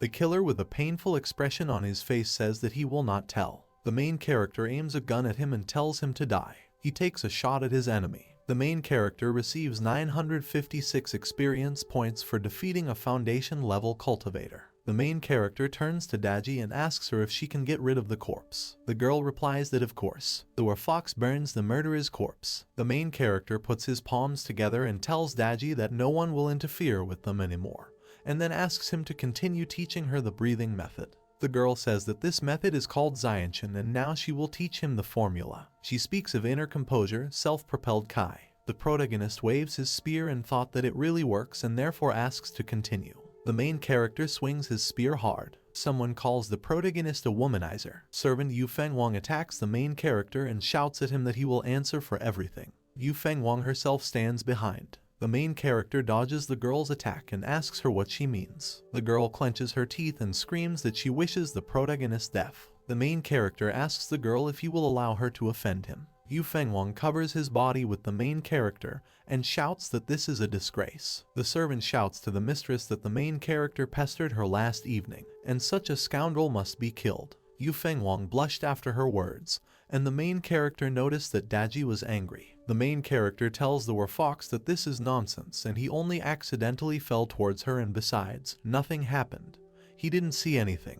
Daji spreads his arms to the sides with a dissatisfied expression on his face. The main character tells the servant that she can call him a murderer, but not a libertine. The girls look at the protagonist with disgust on their faces. The protagonist adds that he has never even held a girl's hand, let alone anything else. Yu Fengwang tells the main character that he apologizes for his rash words, and then says that she came to say goodbye and she needs to leave. She approaches the main character and says that in truth, the main character was the first person who burst into her room like that and she wanted to kill him. A drop of sweat runs down the main character's cheek. He wonders if she was really that angry. Yu Fengwang asks the main character if he will participate in the Nanjuo military meeting in a month. The protagonist thought that he needed to calm her down first. He tells the girl that if she wants him to be there, then so be it. Yu Fengwang smiles and says that if she doesn't meet the main character at the meeting, she will immediately come for his head. The main character hits his chest with his palm and tells her not to worry, because if the sky doesn't fall, then he will definitely be there. Daji says that the main character has a slippery tongue. The lady with white hair tells the main character that she will be waiting for him, and then says that they will see each other at the meeting. The main character made a surprised expression on his face. A system notification appears, which says that a secondary mission has been activated, according to which you need to prove yourself at the Nanjuo military meeting, and for completing it you can get 200,000 experience points with a chance to summon a god or demon with a chance for a random lottery. The main character took a closer look at the notice and thought that such a generous reward for the task. Apparently it would be a little difficult at this military meeting. He adds that you must definitely find time and make inquiries. The protagonist squeezes his spear in his hand and says that it is necessary to train and become even stronger. A rooster crows on the roof of a building. The main character with an extremely exhausted face says that he has had enough. Daji calls the main character very weak. The protagonist turns around. Someone tells the main character that he has finally waited for him. King Jun calls the man Shen's manager and then asks him how he ended up here. The man in the dark robe says that His Majesty asked him to return him back to the Imperial Palace to continue living there. And after all, how can the third prince be in a hotel? The main character smiles and asks if he can take his subordinates with him, because when the palace is equipped for him, he will take them. He thought that King Yui had not yet made up his mind. Yan Mobai and the others must definitely be protected, otherwise they will inevitably die. The manager smiles and tells the main character that they can come as long as they are under the control of the main character. King Jun says that he is very grateful then. A little while later, the main character, accompanied by his comrades, says that they are going to the Imperial Palace. Hall Kyanjin, the main character, stands opposite the Emperor. The Emperor says that if he had not looked more closely, he himself would have believed that the main character is King Jun. The main character makes a surprised expression on his face. The main character moves from the place where he just stood. A sword shrouded in purple energy flies at him. The main character dodges the sword. The sword is pointed at the main character again. He thought that this was really a magical weapon and wondered who dared to attack him and whether the Emperor realized that he was not the original owner of the body. The main character dodges the sword again. He materializes a spear in his hands. He calls out to his father with a serious expression on his face. The main character asks his father what he means. The Emperor laughs and says that he just wanted to test him, and then adds that he should not worry, because he had no malicious intent. He tells dignitary Tseng that he can leave. A man with brown hair comes out of hiding and tells the emperor that he apologizes for this insult. Tseng Dunlai, commander-in-chief of the guard. The emperor says that he will give him 2 artifacts later. The main character emits a blue aura. The emperor puts his hand on the main character's shoulder and tells him that he has proven his strength and can hand over the holding of the future celebration in Kainyu with peace of mind. The protagonist asks what it is. The emperor, with a smile on his face, says that from time to time, a banquet is held in the capital, to which talented cultivators from all over the country are invited. And this time, before this event, there was a duel between the 2 countries, so they organized everything together. The main character smiles and thought that this is the point. During the celebration, he can cause hatred and activate a secondary mission. The main character raises his hands up and smiles. He receives a notification that the secondary mission has been completed. The emperor says that all the young princes previously sent by the royal family were just spectators, so he hopes that this time he can change that and achieve something.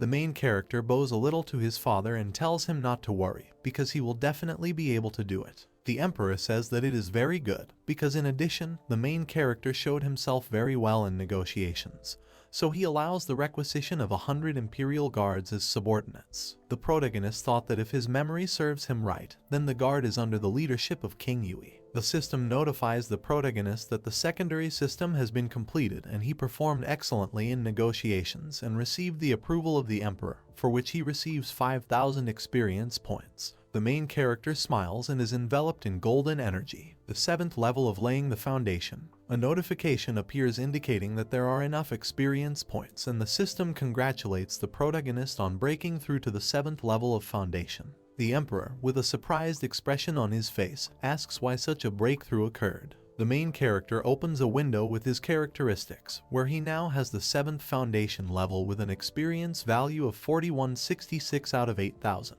According to the system notification, an additional mission has been activated, for the sake of which you need to surpass all the geniuses at the celebration. For completion, you can get 3,000 experience points. Streams of golden energy circulate around the protagonist. He smiles and thought that he definitely liked this task. The emperor thought with a serious expression that in just 1 month, the protagonist from Kai training had reached the 7th level of foundation laying. The speed of his cultivation was terrifying. He thought that perhaps the main character could speak for the Kainyu kingdom at the Nanjuo military assembly. The main character wonders why the emperor is always looking at him and whether he really noticed something. The emperor thought that they would discuss this later. He puts his hand forward and tells the protagonist that he can go. He reports that the celebration will take place in exactly a week. After its completion, Guang Yui can head to Yui Guang and begin his duties, and now the main character can begin to select 100 imperial guards. Shen Yan will conduct it. The main character bows a little and thanks the emperor. The main character runs away, and the emperor calls him a rude man. He thought that in any case, he would not last long and he needed to appoint a crown prince immediately, because he could not allow the King family to be destroyed with his own hands. He adds that Jun is far from the worst candidate for the role of crown prince. Royal military camp. 2 wooden towers rise above the entrance to the camp. The guard puts his hands together and says that he welcomes the 3rd prince and the Shen official. The official asks that these pleasantries be dispensed with. His Majesty awarded the 3rd prince with 100 palace guards and ordered him to show him the way. The guard points his hand towards the passage and says that no problem. He will take you to where the guard is. The main character follows the official. Many bare-chested warriors are training in martial arts. Some of the soldiers are running along the road. The main character smiles and says that one day he will create an even stronger army. King Yui asks the main character why he came to him.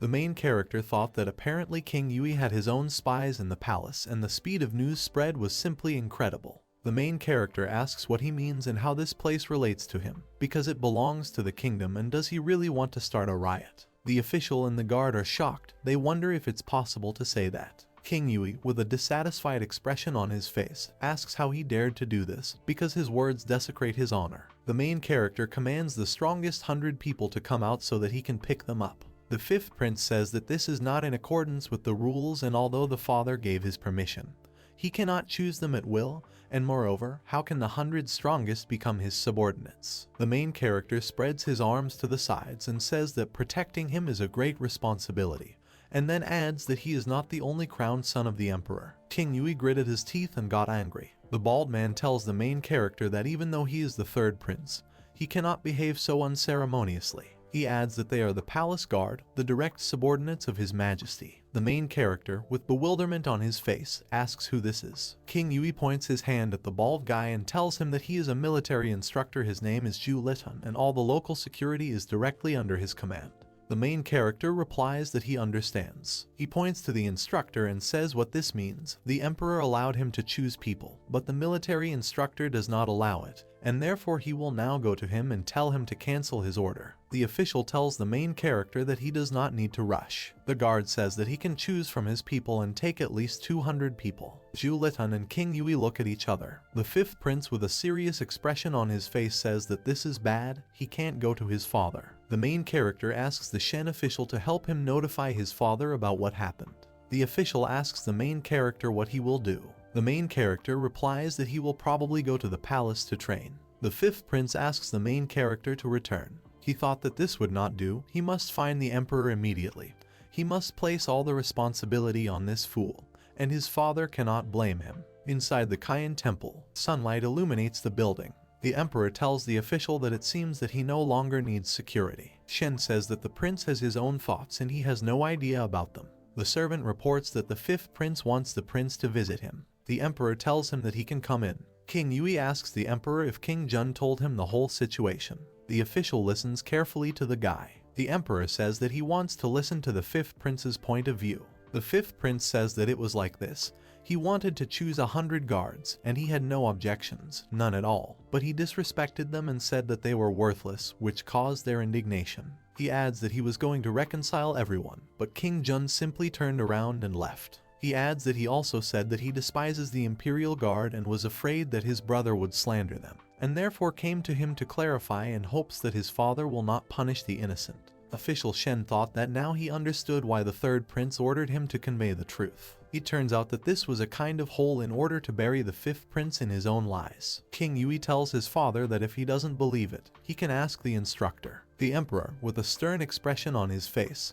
says that when he heard about King Jun's true deed, he thought that he was somewhat childish, but now he understands everything. The emperor crumpled the scroll on the table. He throws the scrolls at the fifth prince and shouts at him that he has distorted the truth very well, and then asks if he really thinks that the royal military camp belongs to him. The fifth prince bows to the emperor. The emperor says that he is immediately canceling the order for the palace guard, and from now on he does not need to interfere in their affairs. King Yui, with an angry expression, thought that King Jun was finished because he had set him up. Yu Palace. The main character holds a spear and sneezes. He asks who remembers him. Yan Mobai tells the main character that a joyful event has happened. He adds that the fifth prince has lost his palace guard, which is why he will no longer be able to act without permission. The main character laughs and then says that this fool really fell into his hole, and that's cool. He smiles maliciously and says that sooner or later he will kill him. He thought that now he needed to prepare for the celebration and he had no right to make a mistake. The head of the Yan clan thought that apparently he had indeed met a lucky star. A week later, Yu Palace. Many people are eating at the tables. One of those present tells the other guy that in the past there have always been competitions at the celebration,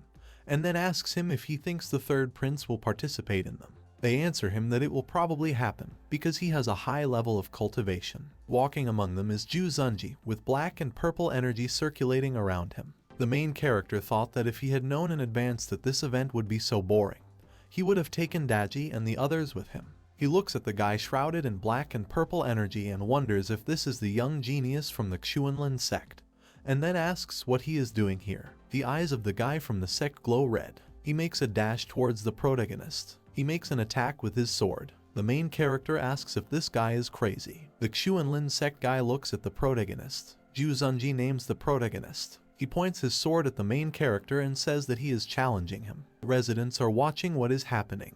One of them says that Mr. Ju has already completed the basics, and the main character is only at level 7 of Kai training. Another resident says that although the imperial family attends the Tanjiao celebration every time, this time the prince brought glory to their kingdom and should not be offended. Nan Yuxin crosses her arms and asks the protagonist if he wants to take on the challenge. The main character, with a serious expression on his face, says why not. The girl smiles and tells the main character why doesn't he stop. because a month ago the protagonist had only the second level of Kai training and now there was a breakthrough to the brink of laying the foundation. But against the first genius of the Xuanlin sect he will be defeated. She asks the main character if he really thinks that he is the mysterious man who defeated him a month ago. The main character says that he accepts the challenge. Some observers say that the main character is so cool and a good performance awaits them. The guy in the green robe says that this time the imperial family cannot avoid trouble. The main character gives off a blue aura, while Ju Zunji gives off a purple-black aura. The main character holds his spear in his hand and invites his opponent to exchange experience. A genius from the Xuanlin sect jumps on the protagonist. He makes a cutting blow with his sword, but the protagonist blocks the attack.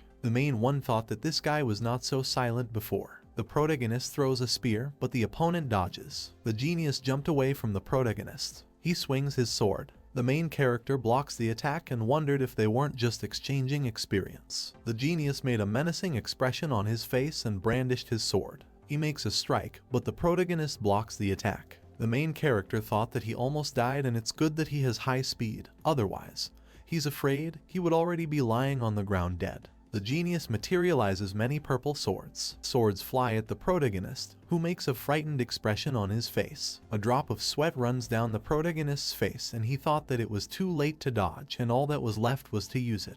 Golden streams of energy appear around the protagonist. The main character disappears from the battlefield. One of the spectators asks what happened and where Prince Yu disappeared to. Another viewer says that judging by his breathing, he is still here and is really using some kind of disguise method. The third viewer says that this kind of spell that completely hides the body is considered to be absolutely high level. The main character appears elsewhere. He makes a shocked expression. The main character says that he was lucky with a good reaction, otherwise he would have gotten stuck in the bars. The main character remembers what the genius looked like and wonders why there is a devilish Kai on his body, and whether a demon has really possessed him. He adds that in any case, it is dangerous to leave him alive, but Xuanlin is one of the main sects and he cannot be killed directly. He must first lose his fighting abilities. The main character with a thoughtful look rests his chin on his hand. He walks towards his opponent and thought that in this case there is no need to blame him. The main character smiles and prepares to attack with a spear. He pierces his opponent with a spear directly at his weak point from the back. Ju Zunji was crying and made a stupid expression with his mouth wide open in pain. A hooded man meditates and is enveloped in purple energy. He opens his mouth and blood pours out. He wipes the blood from his mouth and asks how his spell harmed him and is it really a magical punishment. He adds that if this is really the case, then he will have to give up control of Ju Zunji for a while. But the protagonist really has an abundant treasure, which is not only Huangping level magic, but also a high level spiritual artifact. So next time he must definitely take everything. The guy in the hood makes an evil smile and tells the protagonist that they will see each other soon. The main character says that he won. One of the spectators says that the main character really defeated the first genius of the Xuanlin sect, even if his methods were rather inglorious. The main character noticed that the devilish Kai had disappeared again.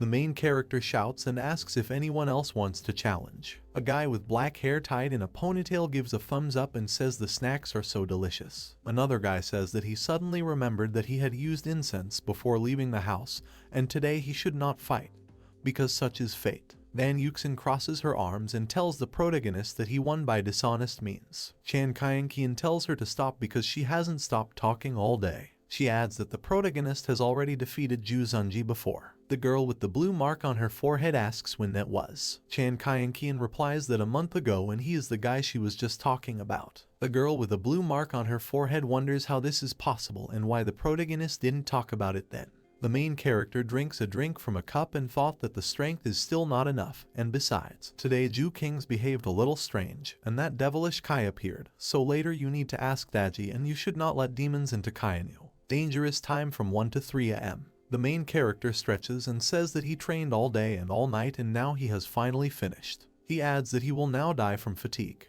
A system notification appears informing you that the optional mission The Emperor's Great Expectations has been completed, and since the protagonist has surpassed all genius cultivators, he receives 3,000 experience points and a chance at a random lottery. The main character smiles and says that the mission was completed so quickly and it seems that what happened at the celebration has already reached the Chief Father. The main character rubs his hands and says that it doesn't matter and he will first return to the room and play the lottery, and then see what he can win. The protagonist tells the system to start the lottery. A system notification appears indicating that a random lottery has been launched. The main character smiles and lists many items that he would like to receive. A cloth with 4 ropes appears in front of the protagonist. The system reports that the Daji apron is pulled out. The main character asks what it is with an indignant expression on his face. Daji, with a smile on his face, asks the main character if he is sleeping and adds that she brought him something. She looks at the item the protagonist received. The main character, with a frightened expression on his face, thought that he was finished. The girl breaks the tray she was holding in her hands. Drops of sweat run down the protagonist's face and he asks Daji to stop because he can explain everything. A girl with a dissatisfied expression on her face asks the protagonist to explain himself. The main character asks the girl if she could give him time to think. The girl asks what he means. He props his finger on the protagonist's chin and says that he doesn't need to think, because she's afraid that he'll get bogged down in this and won't be able to stand it, so she'll help him come to his senses. She hits the main character in the stomach. The girl hits the protagonist many times and shouts that one blow is not enough for the master to come to his senses, so she will add a few more. The girl laughs and says that it's better and the gentleman is completely fine. The beaten protagonist says that this woman is so cruel. The main character rises from the floor. He wipes away the blood and says okay. In a few days Guang Yui will go to guard Yuguan City, and while he is here, he will ask you to teach a few tricks. The news that King Jun had promised the first genius of the Xuanlin sect quickly spread throughout the capital. The myth of the younger generation has finally been destroyed. After a few months, the main character, Daji, and the growling dog say goodbye to Guang Yui. The main character, with sadness on his face, says that he did not expect that the man in armor would be the first to leave him, because he had not fully learned the tricks that he taught him. The main character is informed that the emperor is looking for him. The protagonist smiles and asks why and if he really wants to be praised for defeating Zhu Zunji. Inside the palace office, the emperor says that he heard about what happened in Tianjiao and adds that this is exactly what he expected from the imperial son. The main character, with a smile on his face, thanks his father for the praise and then asks his father why he was looking for him. The emperor puts his hand forward and asks the protagonist if he has heard about the Qianlong fighting competition of the Nanzhou dynasty. The protagonist replies that it's only out of the blue. He wonders why the emperor suddenly mentioned this and whether he really wants to involve him in participation there. A flying island rises above many people. The emperor says that in 20 days, the Nanzhou dynasty will hold the Qianlong martial competition.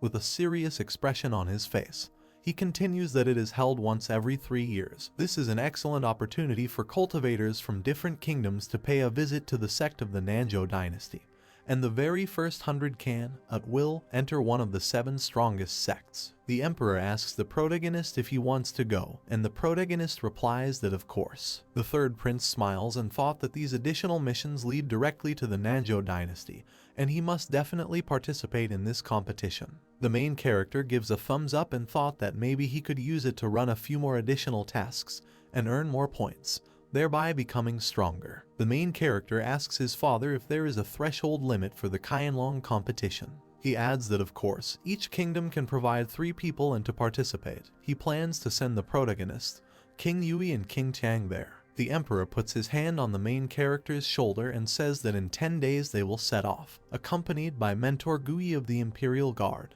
He adds that, however, he has high hopes for the main character. King Jun tells his father not to worry because he won't disappoint him. The main character thought that along the way he could deal with King Yui. After 10 days, a man in black and blue clothes rides on a horse. He wipes the sweat from his face and offers to stop here, then orders them to split up, gather wood, and start a fire for cooking. Servants help King Yui and another man get down from the carriages. The main character sits in his carriage and says that when it's time to go to bed, Daji will sleep inside the carriage, and outside he and the growling dog will be on guard. The werewolf fox puts her hand on the protagonist's shoulder and asks him why he is so silent today, and is she really unpleasant to him.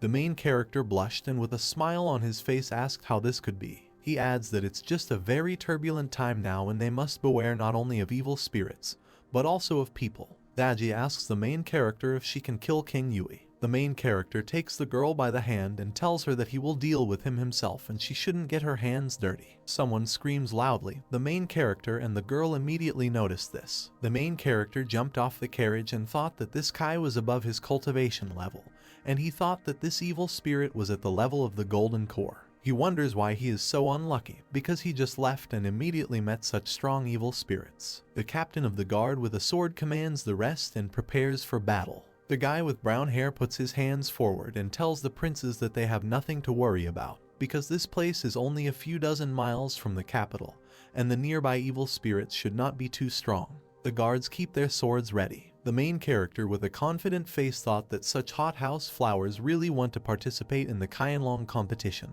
Someone is running very fast. A huge snow-white wolf appears. He growls loudly at people. King Yui asks the guards to protect him quickly. The guards create red magic circles and shoot at the wolf. One of the guards shouts that they need to surround him quickly and that he must not be allowed to injure his majesty. The main character has his arms crossed, and the growling dog next to him is lying on the ground and says that he did not expect that a small wolf demon would appear, which had just condensed. He adds that he is afraid the palace guards are having problems. Daji gets off the carriage and says that he is a descendant of the Wolf King Sansi, and this is very interesting. She adds that this is evil spirits that have appeared since ancient times and he was once strong, but has now died. She points her finger at the wolf and says that the bloodline of this little wolf demon is not simple, however. Perhaps one day he can turn into a real Sansi Wolf King.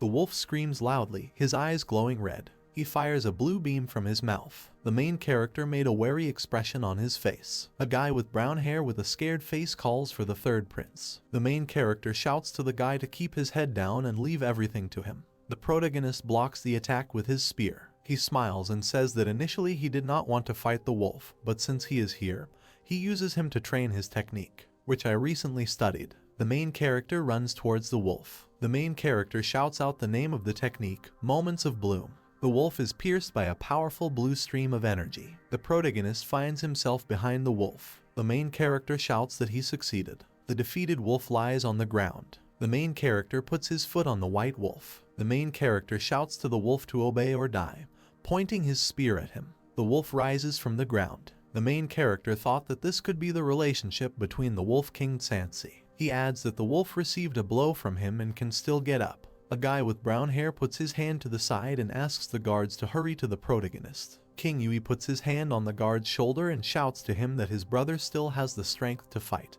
and there is no need to rush. He adds that suddenly they provoke this wolf. The protagonist thought that sooner or later he would finish off the fifth prince. The main character directs crackling blue energy at the wolf and it roars loudly. The main character with a dissatisfied expression on his face tells the wolf that he is asking him for the last time whether he will obey or die. The wolf turns his head to the main character and asks if he has already agreed. The main character tells the wolf that he is smart and calls him Smokey. The wolf replies that he wants a more daring name. The main character smiles and says that Daimok is such a beautiful name, and then asks him what name he would like and offers options in the form of Xiao Tsang and Sora AI. The wolf replies that Sora AI is not a bad name, but since he is a descendant of the Wolf King Sansi and he wants his name to start with San. The main character raises his finger up and with a dissatisfied expression on his face tells the wolf that from now on he will be called Sang Junlin. The wolf replies that this name is suitable. One of the guards looks at the protagonist with the wolf and asks if the third prince has subdued the golden core level demon wolf. Another guard says that he thinks he is dreaming and the third prince is so cool. Kian Yui, with a dissatisfied expression on his face, thought why all the good things go to King Jun, and then adds that he has already prepared everything and the protagonist can only wait for his death. The main character sneezes and asks who is swearing at him. A system notification appears in front of the protagonist, where the system congratulates the protagonist for subduing the first animal with a reward in the form of a chance for a random summon. The main character clenches his hand into a fist and thought that he could get a reward for the first submission. The guy with brown hair wants to say something about the wolf. The main character puts his hand on the shoulder of a guy with brown hair and tells him that the wolf has already obeyed him and now they will go on a journey together. He adds that he will go to rest and tomorrow they will hit the road early. The main character climbs into the carriage. Daji hugs the wolf and asks him to let her heal him. The main character asks the system to start summoning demons and gods. The main character made a serious expression on his face. The system reports that the summoning of random demons and gods has been activated. The silhouette of a bald man appears, about whom there is practically no information, except for his level of devotion, which is 85 out of 100. The system congratulates the protagonist on receiving a new demon and reports that he is on his way. The main character with a thoughtful look says that the outlines of the demon summoned this time are very blurred and he does not know which demon was summoned. He thought that he would not rush and first he needed to rest, because tomorrow he still had to hit the road. The next day, there is a narrow gorge on the way. Subordinate King Yui informs his master whether their plan is still valid. The fifth prince crossed his arms and said that everything was the same. His hand trembles and he asks what about King Jun and the one with the golden core, because this time he hired a cultivator with a transformation level and he will definitely kill King Jun. With a serious expression on his face, he says that he has already agreed with him about the time and later, he will come and finish him off. He thought that he would never allow King Jun to return alive. Guards accompany the carriage. Something fell into the water. The main character raises his hand and yells at Daji to come here, and then asks why don't they go swimming together. The wolf washes himself in the water. The girl agrees with the protagonist. The main character blushed and asked her if she agreed. She touches the protagonist's back. She pushes him and he loses his balance. The main character falls into the water. With an angry expression on his face, he asks the girl if she is betraying his love for her. The girl smiles and asks the main character if he has forgotten that they have a relationship of master and servant, and not husband and wife. The main character swims and asks aren't we foxes supposed to draw out male yin energy. The girl kicks the main character and asks how she, the nine-tailed fox, can use such cheap tricks. She adds that this method of collecting yin and replenishing yang is clearly an invention of the human race. The main character sits in the water and cries. Daji looks at the protagonist with a happy face. She jumps into a pond. The protagonist is surprised. The girl stands waist deep in water and closes her eyes. The main character has a nosebleed. He says that form is non-existence and non-existence is form. Half an hour later, the main character roasts chicken on a spit and says that he feels so cozy. The guy with brown hair Teishi asks who came. A man in slippers comes up and says that Subhuti is Bodhisattva Mahasattva. The fifth prince thought that he had arrived. The man with the scar asks him if it is him. King Yui clenches his hand into a fist and says that's right, this is a Buddhist monk with very strong cultivation. The man with the scar thought that the fifth prince was afraid to act openly since he invited a Buddhist monk. A bald monk appears, enveloped in a golden aura. The security captain with a worried expression thought that he could not determine this person's cultivation level, and was afraid. He was very strong. He shouts that this is the place where the third prince is resting and he needs to stop. The monk replies that his goal is exactly what he is waiting for. The main character eats meat, and the monk says that when he heard that evil spirits had appeared in the imperial family, disturbing the hearts of people, he came to get rid of them. The guards stand in front of the monks. The captain of the guards named Teishi asks how it is possible for evil spirits to appear in the imperial family and adds that there is no need to slander. King Yui, with a smile on his face, calls the monk master of Xuanchen and adds that he has finally arrived. The monk asks his master where that man is. Sang Junlin looks at the monk. The monk, with a serious expression on his face, calls his enemy a vile spawn and adds that he has just condensed and if he is allowed to grow further, it will only bring disaster. The main character with crumbs of food on his cheek asks where the bald donkey, talking nonsense, came from. He asks him if he wants to die. The monk combines his palms and asks the main character King Jun if he is, and then adds that the body has been taken over by evil spirits. He is enveloped in golden energy. A spiritual palm appears in front of the monk and he makes a dash towards the protagonist. He shouts that he has come to behead everyone who has been bewitched by evil spirits. The guards shout to the third prince to be careful. King Yui smiles and tells the protagonist that even the gods will not save him today. The monk makes a hit, but Daji saves the main character. She concentrates blue energy in her hands and asks the monk if he is looking for death. The main character, with a serious expression on his face, thought that it seemed that this bald man's cultivation level was quite high. The main character shouts to the monk that he is really trying to attack an innocent person without understanding it, and then asks him which temple he is from. The fifth prince tells the third prince to be careful what he says, because this is the master of Xuanchen, a monk of the Ehua temple. He adds that he specifically invited him to expel evil spirits from the protagonist. One of the guards asks if this is true, and then adds that hundreds of demons have been destroyed by the hands of this monk. And besides, he is highly respected by the people and is afraid that the third prince will lose to him. King Yui smiles evilly and thought how the main character will cope with the Golden Core Cultivator. He adds that Xuanchen is an outstanding monk of the reincarnation level, and he can easily deal with him. The fifth prince smiles and says not to blame him, because everything is in the name of justice. He thought that King Jun could not escape death today. Shuenshin says that good will definitely defeat evil and there is no need to be afraid, because everything will end quite quickly. A huge spiritual image appears behind him and he says that he will cleanse the world of evil spirits. Golden energy flies from the sky towards the monk. Someone shouts to Amitabha Buddha that he is a man of mercy and asks how one can think about killing. The monk is pressed to the ground by a golden beam. The main character and Daji look up. The guards also looked up. A bearded monk holds his palm at chest level. A notification appears to congratulate the owner with the invocations of Fahai, the cultivation of which is equal to the second level of Hua generation. Combat abilities, Universal Salvation, Magic Weapon, Golden Cup of Fein, Devotion level 80 out of 100.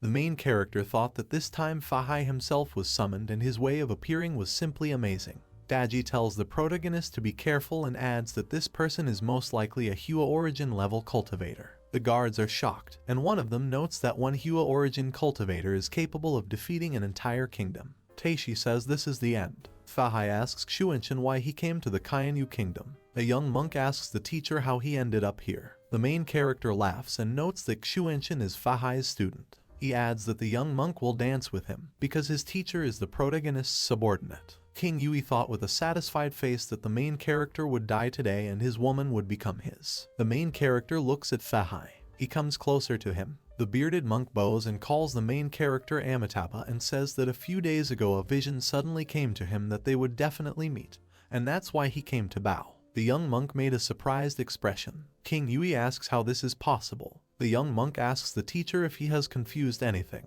Fahai turns around and tells him that he is merciful, and then asks the student how dare he interfere in the power struggle. He adds that from now on his student is under arrest and will not be able to leave the temple for 10 years. Shuenshin says with a sad expression that he accepts his fate. The main character turns towards King Yui with a malicious smile. He asks him what he said there, and then asks that even the gods really won't save him today. The fifth prince trembles and tells the protagonist not to come close. He hides behind Teishi and tells the main character that he cannot be killed, because they are brothers. The head of the security with a dissatisfied expression on his face thought that it could have been assumed that everything would end like this. The main character materializes a spear and asks the fifth prince since when he began to consider him a brother. He tells him that when the wolf demon appeared, he stopped the guards, who were going to come to the rescue.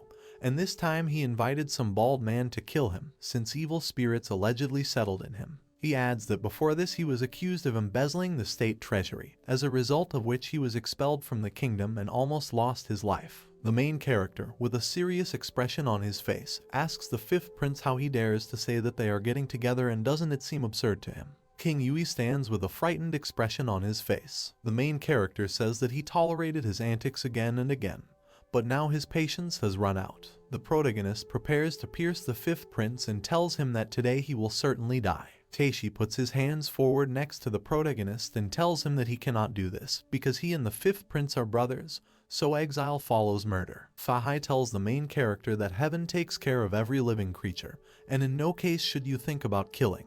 The main character with a sad expression on his face says that he may live a little longer, but as soon as this bastard kills someone, he will be given a lesson. The old monk smiles after these words. Daji tells the monk not to get involved and calls him a bald donkey. The growling dog tells the old man not to act rashly. Fahai, with a menacing expression on his face, asks if this is the Prince of Demons. King Yui thought that he had already messed up King Jun enough, and if he didn't escape today, he would definitely die. He adds that this is his chance. He pushes Teishi into the protagonist. After this he runs away. The main character asks him if he really wants to escape. He prepares the spear to throw and says it's too late. He throws a spear towards the fifth prince. King Yui tries to defend himself with his sword. His sword breaks due to the spear. It hits him directly, after which the fifth prince screams. He's pushed straight into a tree. Teishi, Fahai and the guards are shocked. The main character, with a serious expression on his face, tells the fifth prince to try to become a good person in his next life. King Yui opened his eyes wide and screamed loudly due to pain. Black and red particles fly near the defeated King Yui. The main character is enveloped in golden energy. He thought that King Yui was already dead. He could be considered to have avenged the original owner of the body, and now this body completely belongs to him and he will train hard. After which he will train hard and reach the well-deserved peak. The main character closes his eyes. Streams of energy circulate next to him. According to the information notice, the protagonist receives 102 experience points for defeating a level 1 monk, as well as 100,000 experience points for completing an additional mission to kill the 5th prince, King Yui. The system congratulates the owner for reaching the 9th level of foundation laying, the 1st level of golden core creation, and then the 2nd level of core creation. The main character smiles and says that he has finally reached the level of the golden core. He thought this was the path to immortality. A notification appears indicating that the level of creation of a golden core has been reached, for which the protagonist is rewarded with a chance for a random summon. The main character says that although this is his first experience, he will not achieve everything honestly, like the stupid people from novels and TV series. He raises the spear above himself and streams of energy circulate around him. Lightning begins to strike from the sky. They hit the protagonist's spear directly. He smiles and says that the thunder is not that strong. Many lightning bolts are combined into his spear. One of the guards asks if he has gone crazy or the world, and is it really His Highness who is dealing with thunder with his own hands. Another guard says that in his entire long life he has never seen anything like this, and the protagonist is very cool. Daji, with concern on his face, asks if the gentleman will hold out. The growling dog tells her not to worry, because even though King Jun is usually so carefree, he is still smart beyond his years. A bead of sweat runs down Fahai's face and says that His Highness is indeed very friendly. The main character is enveloped in streams of blue energy and he floats in the air. He falls straight to the ground. The main character smiles, smoke emanates from him. He stretches his head and says that the feeling of passing through thunderstorms is indeed very unusual. Daji asks the protagonist if he is okay. The main character points his finger at the 5th prince and says to bury him, and then says that he will go look for a river to swim. The main character flies away, leaving behind a trail of energy. Fahai watches him and says that the technique of floating in the clouds and riding in the fog is very high. He wonders how His Highness learned all this at such a young age, and then adds that he is indeed a gifted cultivator, but why these evil spirits are always with him is also impossible. The river is illuminated by moonlight. The main character emerges from the water and asks the system to launch the lottery. The system notifies the protagonist that a random draw has been launched. The main character thought that under no circumstances should the apron or collar of the growling dog fall out again. The system congratulates the protagonist for receiving a full set of purple and gold imperial armor from the Sea Dragon Palace from Journey to the West. The protagonist takes out the armor from the system window and says that it looks good, this thing is precious. A notice appears stating that the purple and gold imperial armor is a defensive garment, and blood is required to recognize the owner. The main character bites the skin on his finger. The armor disintegrates into particles. Armor pieces are attached to the protagonist's body. A full set of armor appears on the main character's body. He says it's cool and then asks how to get it back. The armor disappears and the main character becomes naked. He says it was too unexpected. The main character says that he is very happy with the lottery this time. He uses a random summon and hopes that this time someone who can control Fahai will come. A notification appears indicating that random summoning of demons and gods has been activated. A notification appears congratulating the owner on summoning a random demon that is on its way. A humanoid silhouette appears. Nothing is known about the summoned creature. The main character puts on his clothes and says that it seems that the summoned demon will arrive in at least a few days. An old man appears next to the main character. The main character gets scared and asks him who he is. An old man with red feathers on his clothes says his name is Teibai Jinxing. He adds that while cultivating, he suddenly realized that he had to meet His Highness, so he came to pay his respects. The main character asks him who he is. A notification appears with information about Teibai Jinxing from Journey to the West. Race, Deity. Cultivation, 4th level Celestial. Skills, Celestial Scripture. Superpowers, Bewitching Divine Voice. Talisman, a whisk that drives out evil. Devotion level, 90 out of 100. The main character takes the old man by the hand and tells the celestial being that he has finally waited for him, and then asks if he knows the growling dog. He thought they were both from Journey to the West and wondered if they knew each other. The protagonist cries and thinks that, however, it finally happened. He pulled out a celestial being, and also an immortal one. He imagines the image of Teibai Jinxing and thought that in this world, the cultivation levels are divided into Kai Training, Foundation Laying, Golden Core Creation, and Reincarnation. These 4 stages are the mortal realms. The protagonist imagines Daji and a growling dog, and then says that above are Huasu, an immortal and a celestial. He adds that now Teibai Jinxing is the most powerful demon he has and is much stronger than Daji and the snarling dog combined. The old man replies that he does not know the growling dog. The main character puts his hand on the old man's shoulder and tells him that he is from the same place he is from. He adds that less words, more action, and then says that he will introduce him to their friendly family. Garrison camp of the Kainu Kingdom. The main character and the old man are flying on a cloud. The main character makes a surprised expression on his face. Daji concentrates the blue energy and tells Fahai that he does not distinguish between good and evil. The old man makes the bowl fly over his hand and says that the main character has returned and he needs to consult with him, since he no longer needs the help of evil spirits. The snarling dog tells the monk that if he were not the third prince's man, he would have torn him to shreds long ago. The main character lands on the ground and asks his subordinates what happened. The protagonist, with a surprised expression on his face, wonders what they are doing, and it seems that during the time he was away, a fierce battle took place here. A monk, a fox, and a growling dog turn their attention to the protagonist. The monk tells the main character that evil spirits cannot be trusted, especially the king, because they are very strong, and if they have bad intentions, the consequences will be very sad. Daji, with a dissatisfied expression on his face, asks the monk how does the master know how good his thoughts are. The monk replies that he is merciful. The protagonist stands between them and tells them to sit down, and then informs them that there is no need to suspect each other and they will still get to know each other. He asks them how they know how good or bad the opponent is. The monk is about to say something else, but Taebai Jinxing tells him to stop. The celestial being says that everything that exists has a soul. People are divided into good and bad, but not evil spirits, so you can't lump everything into one pile. The monk asks the old man who he is. The main character points to the old man and says that his name is Taebai Jinxing, and he is a celestial being, so you need to show him due respect. The growling dog and Daji say that in this life they were still able to meet a celestial being. The celestial says that immortal is just a title and there is no need to extol it. Fahai tells the old man that it doesn't matter whether he is a celestial being or a liar.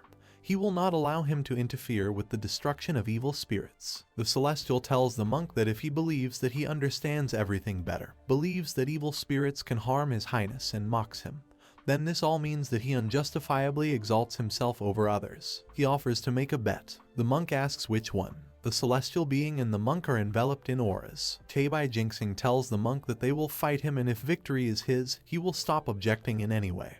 And if the monk loses, he will personally cut off his own head and apologize. The monk replies that there is no problem. Fahai and Taebai Jinxing stand opposite each other. The celestial being smiles. Streams of blue energy emanate from his hands. He directs a powerful stream of energy towards the monk. Fahai opened his mouth wide. The attack hits him directly. A destructive flow of energy injures the monk. He flies far back due to the powerful attack. The attack destroys a mountain that is in the distance. The main character and Daji look at the celestial being with shocked expressions. Taebai Jinxing with a pity on his face says that he struck his weakest blow. He feels sorry for the monk. The main character smiles and thought it was amazing. The main character shows his thumb to the celestial being and says that he really didn't praise him in vain. One of the guards says did he really happen to meet a celestial being? Another guard says that the protagonist is truly blessed by the gods, since he managed to get the help of immortals. The celestial being bows a little to the main character and says that he flatters him. Taebai Jinxing flies away and says that he will go see the monk and hope that he is not dead. Daji asks the main character if this old man is really a celestial being. The growling dog asks if he is deceiving them. The main character looks up and says that Taebai Jinxing felt a connection with him when he was abroad, and that is why he came here 1,000 miles to pay his respects. He adds that perhaps it is because heaven is showing compassion. Daji and the growling dog look at the protagonist with misunderstanding and remain silent. The celestial returns with the monk, who is unconscious. The main character notices that his subordinates have returned. The protagonist looks at the monk and asks if he will die. The celestial gritted his teeth and asked how a Huasu-level cultivator could die so easily, and then put a pill in the monk's mouth. The main character asks the celestial whether he knows how to make immortality pills. The old man smiles and says that he bought them. The monk opens his eyes. Fahai put his palms together and says that he lost. Pay up, he will no longer object that these evil spirits will be next to the protagonist. He thanks him for saving his life. The main character puts his hand forward and says that due to the bad influence of demons, the highest Buddhist mentors sometimes have obsessive ideas. But in fact, if it weren't for Daji and the growling dog, he would have been dead long ago, because for his sake they killed a lot of villains. Fahai tells Amitabha that he will no longer attack them and the protagonist need not worry anymore. The main character tells the guards that since the issue has already been resolved, then we need to continue on our way, and how about giving King Yui's cart to the Celestial? King Tak answers that of course. The guards are collecting carriages and carts. A man with a scar approaches the main character. He puts his hands together and tells the protagonist that he is the Prince of the Bloody Sword and is King Yui's subordinate. The main character turns around and asks the man if he really wants to avenge his master. The man with the scar remembers how the fifth prince saved him and then he worked for him. He tells the main character that he wants to follow him. He adds that his whole life was devoted to the organization of the Bloody Sword, because earlier King Yui saved him and that's the only reason he was forced to obey him, because despite the fact that they were his minions, they always wanted to get rid of him and therefore he thanks the protagonist for its destruction. The main character smiles and asks the man how he can know if he is sincere. He adds that the further path will be a trial period, and then in the kingdom they will discuss everything in detail. The man with the scar thanks the protagonist for his kindness. Keishi tells the protagonist that it's time to leave. He mounts his horse and leads the column behind him. 5 days later, the column is located in a rocky area. Keishi tells the main character that after crossing this desert they will enter the territory of the Tsanglang Kingdom, and then reach the Nanjuo dynasty. However, many robbers and bandits live in this desert. All merchants bypass this place. The main character rests his chin on his hand and says that there is no need to worry, because he has already sent Sang Junlin to explore the upcoming path, and is no one from the kingdom watching this place. The captain of the guard replies that His Majesty has been advocating military campaigns for 10 years now, and the state treasury has been greatly emptied.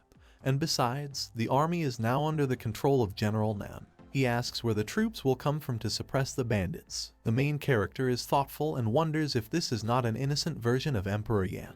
He adds that military campaigns led to the collapse of the Sui dynasty. Because of this, numerous princes appeared. But later Sui Yan during his lifetime made great contributions to future generations, and his most famous creation is the Great Canal. Even Cayenne is incomparable. Someone shouts that something happened there. The security captain tells the main character that he will go ahead and see what happened. A man with blonde hair tells the captain of the guard that he welcomes them and says that they have lost the map, and then asks if they will show them the way. Several other people are standing next to him. The captain asks the people if they are heading to the Qianlong military competition. The blonde man says yes, and then asks if they are heading there too. The security captain points to the column and says that this is exactly so, and then notes that they are fellow travelers and can take care of each other. The blonde man replies that of course. He joined his hands and said that his name is Yixuan and he is an adept of the Yanking sect from the Utsi kingdom, and next to him are his junior fellow practitioners. He adds that he hopes they won't create unnecessary trouble. The man gets off the carriage and asks the blonde man if they are Western neighbors. He introduces himself as King Tiang, the 4th prince of the Kainyu kingdom. The blonde guy replies that he's glad to meet you. He asks if even Kai training level cultivators are participating in the competition, and is the Kainyu kingdom really that weak? The security captain raises his hand and says that the time is already late, and we need to continue on our way. Yixuan goes to the window of the 4th prince's carriage and tells him that he has 4 carriages, and then asks who besides Taishi is accompanying him. The 4th prince replies that his brother and the celestial being are here. The blonde boy gritted his teeth in surprise. The 4th prince says that his brother invited him. Taishi coughs and tells the 4th prince not to joke like that. The girl in red clothes smiles and asks the 4th prince if even Huasu level cultivators are not worthy opponents for him. A girl in green clothes asks the main character if he knows how strong such cultivators are. She asks the prince if he is afraid that for such loud words his tongue might be cut out. The 4th prince looks out of the carriage with an angry expression on his face. Sang Junlin appears and roars loudly. The blonde guy says that there is a golden core monster here and you need to be careful. King Tiang closes his eyes and says that there is no need to panic, this is his brother's animal. The main character pulls back the curtain of his carriage. He comes out of it and yawns, after which he tells the wolf to come to him. Drops of sweat run down the faces of the girls in red and green clothes. The main character is enveloped in powerful golden energy. Many people with swords jump out from behind cover. They land near the people from the column. One of the villains orders to leave all the money and women. He puts his sword forward and commands the blonde guy to come here. A cultivator with black hair runs towards the enemy and asks him if he is looking for death. He materializes a spear and attacks the swordsman. The enemy blocks the cultivator's attack. The head of the scoundrels pushes the cultivator away with his sword. The blonde guy with a shocked expression on his face says that he has a golden core. He commands to be careful, because he has reached the golden core and they are not his opponents. Taishi gritted his teeth and asked the enemy if he was the last person. The head of the villains replies that he is Goon's son and with a malicious smile asks if he has heard anything about such a thing. Taishi imagines a mountain of corpses on which the scoundrel sits and shouts that he is really the one who destroyed 50 adepts of the Ziguan sect overnight, who had the foundation level. The blonde guy and his allies are shocked. Goon's son grits his teeth and laughs, and then says that he didn't think he was so famous and adds that in this case, if they don't leave him all the money and women today, then everyone will die. Streams of black and red energy are directed towards the villain.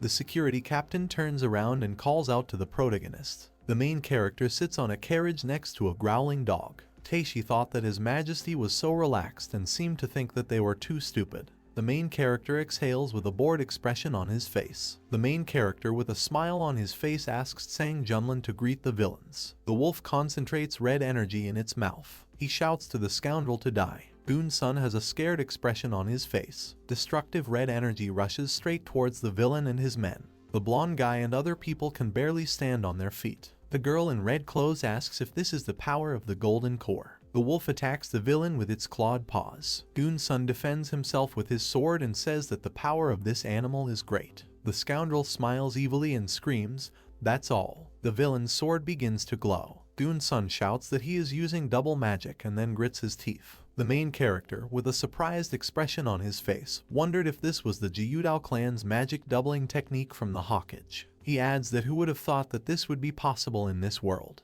The villain attacks the wolf with his sword. He tries to stab him. A golden clot of energy hits the villain. A stream of golden energy repels the scoundrel. People from the column are watching what is happening, and the monk says Amitabha. The villain holds on to the place where he was attacked and asks the monk who he is. He wonders where these powerful cultivators came from, since the information provided by Mr. Engsao is inaccurate. And besides, no one has seen King Yui. Fahai put his palms together and says it doesn't matter who he is. It only makes sense that he has nowhere to retreat. He puts his hand forward and a spiritual palm made of golden energy appears in front of it. The main character asks to leave the enemy barely alive, and the monk agrees. The spiritual palm strikes the scoundrel. One of the bandits looks at the defeated leader and shouts that the Goon Sun boss is dead. The bandits are running in fear. The main character materializes a gun and asks if they really want to run away, and says it's too late. The protagonist fires several shots and hits the bandits in the back. He gains experience points for enemies. The main character goes to them and says that there is one more left. The main character shoots the bandit in the head, for which he receives another 210 experience points. The protagonist blows smoke from the barrel and says that he received over 2,000 experience points, which is not bad. The blonde man shouts that this artifact is terrifying and wonders who its owner is. King Tang looks out of the carriage and says that this is his brother and there is no need to look at the fact that he is so young, because just recently he broke through the boundaries of the golden core. The main character, with a dissatisfied expression on his face, thought that he was trying and fighting here, and this fool was setting him up. The main character tells Taishi that there are very few golden core cultivators, and they met him today. He adds that this is not without reason and orders to search Goon Sun's body. The captain of the guards takes something out of the villain's clothes. He opens the folded note. He tells the main character that there is a letter here and he must read it himself. The protagonist asks what it is. The main character says that even though the scoundrel died, he still managed to cause a lot of problems. The main character asks the Blood Sword King if he has heard anything about a man named Engsao. The man with the scar answers the main character that he knows him. He says that he comes from the Dark Knight of Nanjuo and has an excellent reputation throughout the dynasty, and this clan is famous for its status as 100% killers. He adds that you just need to give them spiritual stones, and they will immediately get down to business, and no matter how strong the enemy is, they will complete the task, because this is a bunch of people who only recognize spiritual stones. The main character asks the man if they are really capable of killing even a Huasu level cultivator. The man nods and answers yes. The main character props his chin and asks if they are that strong. The monk raises his palm and says that he, too, has heard about the Dark Knight clan and few people in the Nanjuo dynasty would dare to offend them. He adds that if you get on their list, you need to shell out a lot of money in order to remove your name from there. The main character spreads his arms to the sides and says that it doesn't matter because they need to continue on their way, and if they get in his way, then let them blame themselves. He thought that he had Teibai himself under his command and had nothing to fear. The security captain commands to move forward. 3 days later, sunlight illuminates the column. The main character leaves the carriage and stretches. A notification appears next to the protagonist. It says that there is a chance for conscription, which is provided once a month. The main character sits by the fire next to Daji and says how quickly time flies. The main character smiles and thought that the system would activate the call. A system window is formed as the random summoning of demons and gods is activated. An image of a humanoid with horns appears with a devotion level of 100 out of 100. The main character is surprised and notices that this time it is a demon, not a person. He rests his chin and wonders if the demon summoned this time is the Dragon Queen. He has a happy expression on his face. He thought that if this was really the Dragon Queen, then she must be very beautiful. A notification appears with information that there is a boy and a girl. The boy's name is Shansai. The girl's name is Lanu, and she was also the youngest daughter of the Dragon King of the Eastern Sea. The main character, with a surprised expression on his face, wonders if this is a girl. He rested his chin and thought that the demon summoned this time was indeed the Dragon Queen.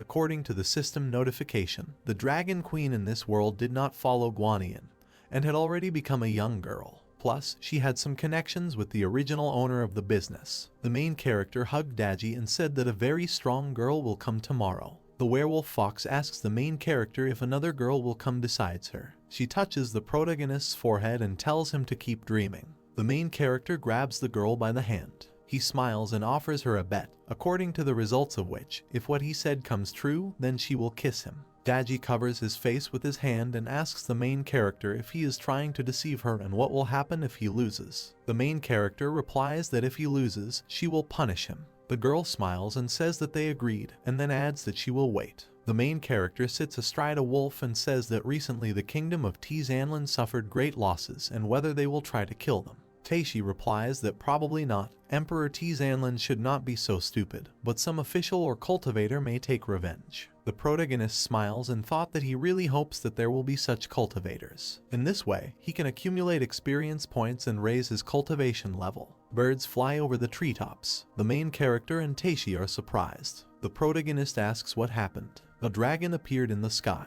The guards are shocked. One of them shouts that he was actually able to see the dragon. One of the guards near the horses says that a white dragon has appeared, and it turns out that dragons actually exist. One of the crowd of guards shouts that the dragon is real. Another one of them shouts that they must bow to a real dragon. The protagonist, with a smile on his face, thought that this was a real dragon, not just some obese lizards from the west. Fahai raises his palm and tells the protagonist to be careful. The dragon flies straight towards the protagonist. The guards sit down on the ground and bow. The protagonist gets off Sang Junlin. The main character calmly stands in front of the dragon. Taishi yells at the main character to kneel down as he cannot provoke the dragon.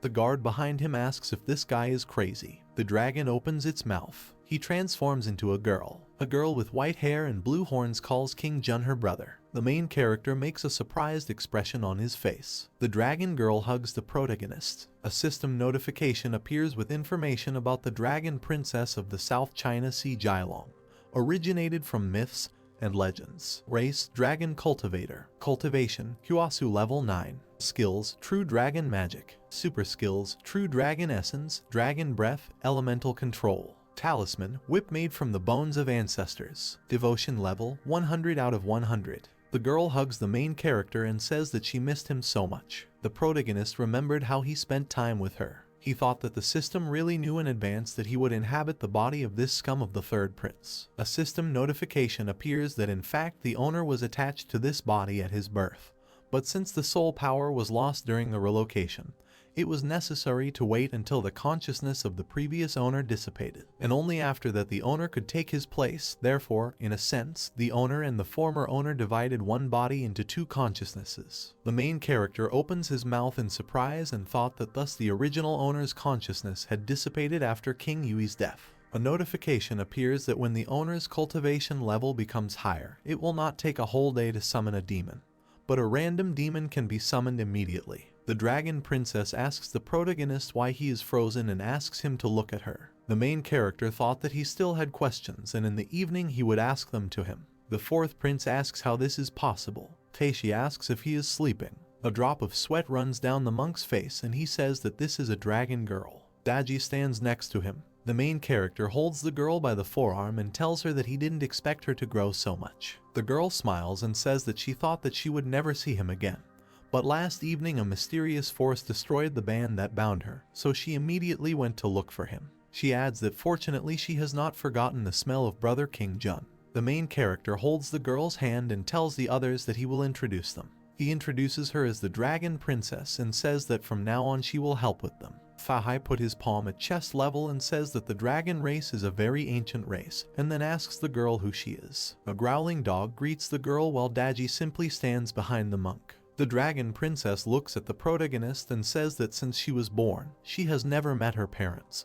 But fortunately, she met the Dragon King of the South China Sea and he accepted her as his youngest daughter. She adds that it was the protagonist who helped her in difficult times. Daji turns away, and the Dragon Princess says that in any case, from now on she will always be with Brother King Jiang and will never leave him. The main character smiles with a reddened face and tells Daji that it is time to admit defeat. The girl opens her mouth slightly. She kisses the main character on the cheek. The Werefox and the Dragon Princess look at each other. The Dragon Princess also kisses the protagonist on the cheek. With a smug expression on her face, she says that she can do that too. The main character puts his hands forward and laughs, and then tells the girls that now they are on the same team and they need to move forward. The carriage moves from its place. The main character sits with Daji and the Dragon Princess. He wonders if this is the legendary battlefield. Bei Jinxing names the Dragon Princess Xiaoli and asks her how the Dragon King of the South China Sea agreed to release her. She puts her hand on the protagonist's forearm and with a reddened expression says that of course he did not agree. He even said that he would not let her out if she broke through the boundaries of immortality, and also established a special ban. She adds that last night the ban was suddenly broken by an invisible force and she escaped. The celestial being with a smile on his face says this is how it was. The celestial being transmits a telepathic message that the Dragon King of the South China Sea is stronger than him. Besides, he has a very harsh temperament and if he finds out that the protagonist has kidnapped his precious daughter, this will create some problems. The protagonist tells him that if the enemy invades, there will be generals. He thought that Xiaoli was already here and he could not send her back. Border fortress of the Tizanlan Kingdom. Many people walk around the square. The guard captain tells the guards that he is the Kainyu Kingdom's mentor, Teishi. He adds that they came to the competition. The guard asks the protagonist, who is sitting on the wolf, if he can handle it. The main character replies that this is his mount and he should not worry, and then adds that Guo cannot be fed in the barn, because he is wild. The guard tells the main character to go to registration. Someone shouts and asks which one is King Jun. Someone jumped from the fortress wall. A man with brown hair and a white robe jumped down. The main character asks him why he is looking for him. The man points his sword at the protagonist and says that since he defeated Ju Zunji, he replaced him on the list. He adds that he wants to challenge the protagonist. The blonde man is surprised by the words of the guy with brown hair. The girl in red clothes says that she did not expect him to be so talented. The main character asks the guy with brown hair what he is talking about and whether he really has to accept the challenge of everyone he meets. The guy introduces himself as Song Yufeng and says that he is a second-rank genius of the Tizanlan Kingdom. A notification appears about the appearance of an additional task, according to the terms of which you need to defeat Song Yufeng, for which you can get 5,000 experience points. The main character gets off the wolf and says that this is the same number of points as they give for a cultivator of the golden core, and is it really because of a good reputation? After that, he suggests getting down to business quickly. Song Yufeng flies towards the protagonist and shouts at him to accept death. Yixuan says that he didn't expect that there were still such talents in the Tizanlan Kingdom. The protagonist and the genius clashed in battle. The main character shouts to him that he really dared to measure his strength, and then adds that he overestimates himself. Blue streams of energy emanate from the protagonist, and green streams from the genius. Song Yufeng's sword breaks into small pieces. The genius is pushed far back by the protagonist's attack. The main character makes the spear disappear and says that the job is done. A notification appears that an additional mission has been completed. Defeat Song Yufeng with a reward of 5,000 experience points. The protagonist rests his chin and thought that apparently, in the future, he needs to find the same genius with a good reputation and challenge him, and thus will be able to gain a lot of experience points. The main character goes towards the entrance and says that all the problems have been resolved, so they are leaving for the city. The main character sits on a wolf, which stands near a column. Some of the residents say that Prince Yu from the Kainyu Kingdom turned out to be so strong, and he is only 16 years old. Another resident said it was no surprise that he was able to defeat Zhu Zunji and Song Yufeng. Another resident says that there is information that General Xiao made a pact with him and died. He never imagined that he was originally a genius with evil energy. The main character asks the man with the scar where he can buy this list. He replies that it is sold in every city in the Pavilion of Fate. The tall building is in the middle of the street. Pavilions of Fate are very common and exist in every state. It is independent and each individual branch is usually not distinguished in any way. Inside, any information the cultivator wants is sold, as long as he can provide monetary gifts, spiritual stones, ritual vessels, skills, and so on. The main character props up his chin and tells the guy with the scar to wait until they are located in the city and invites him to buy the list. The first hotel in heaven. The main character enters the building and says that he can finally rest properly. Xiaoli holds the protagonist's hand and asks how about she goes to bed with him tonight. The main character agrees with her. Daji grabs the protagonist's other hand and tells the dragon princess that she needs to maintain moral purity, because the protagonist is still growing and he will not be able to empty her body. The main character says that he won't be devastated, and if she doesn't believe it, then they can try tonight. The dragon princess agrees with the protagonist with a smile on her face. Daji pulls the main character up the stairs and tells him that he must be with him tonight. The main character asks if they can both be with him. The dragon princess follows them and says that she will also go. The werefox hits the main character on the head and tells him not to even dream. The protagonist sits in his room and says that he sleeps alone after all, and then asks the system to show a list of attributes. A system window appears, according to which the protagonist has a second-level gold core, and the experience value is 33,200 out of 100,000. The main character looks closely at the experience value and asks why there are 3,000 more experience points, because yesterday there were only 30,000. According to the system notification, since the owner was able to increase the number of experience points and the previous growth was too small, the owner did not pay attention to it. However, since the owner reached the second level of Purple Thunder and the rate of absorption of spiritual powers changed, the main character with a serious expression on his face says that this is how it is, and then adds that yesterday they didn't finish, because there are omissions in the words of the system, and if the demon's consciousness descends, then why do Fahai and the young monk have some kind of relationship? The system answers that this is because some demons came to this world for a master, including Fahai. The protagonist opens his mouth and wonders if this really means that some demons have already begun to rage in this world. The main character spreads his arms to the sides and asks if these demons will be powerful, and then says that if they had summoned such a powerful demon as the Monkey King in advance in these 10 years, they would have aligned themselves with someone powerful in advance, or they would have created your strength. The system answers that there are very few of them, no more than 5, and we can say that Fahai and the Dragon Princess are the weakest. The main character, with a dissatisfied expression on his face, asks what will happen if he calls on those demons that have already appeared. The system reports that they will awaken consciousness and follow the owner. The main character sits on the bed and says that's great, it's already late and he needs to hurry up and practice. The carriage rides through the city streets. The main character reads the list of names and says that unexpectedly, the first on the list was a Huasu level cultivator, and, moreover, he was 40 years old. He adds that 900 people are at the Golden Core level, 300 are at the Reincarnation level, and the top 10 have already broken through the Huasu level. The main character says that he is not even in that 900, the difference is too huge. Zhu Zunji is ranked 973rd on the list.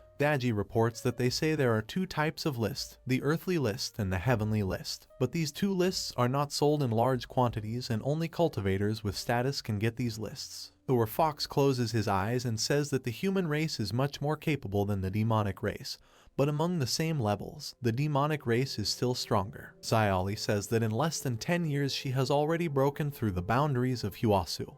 These geniuses are initially nothing. Daji crosses her arms and tells the other girl that if it weren't for the dragon's legacy, she wouldn't even be able to break through the boundaries of the Golden Core now. The Dragon Princess asks the Werefox that she herself relies on the kinship of the 9-tailed fox race. Someone is shouting to give King Jun so he won't kill anyone. Keishi is surrounded by warriors with swords. He asks the soldiers who sent them and whether it is Emperor Tsanglang. A muscular man with blonde hair introduces himself as Yui Chilian. He holds whips in both hands and says that even Emperor Tsanglang cannot control him, and this is because there is a reward for King Yui. Taishi with a menacing look says that this is the same Yui Chilean who defeated Xiao Hoenn, and who has the highest peak of the Golden Core. The muscular man confirms the words of the guard captain. The guard captain says that King Yui is already dead and they should abandon the mission. Yui Chilean asks if he is dead. The main character goes to him, accompanied by a man with a scar, and tells him not to look for him, because he was killed by him in the wilderness. Someone jumped from the top of the gorge. A man with a scar on his arm says that it is the Dark Owl. A man dressed in black lands on a rock.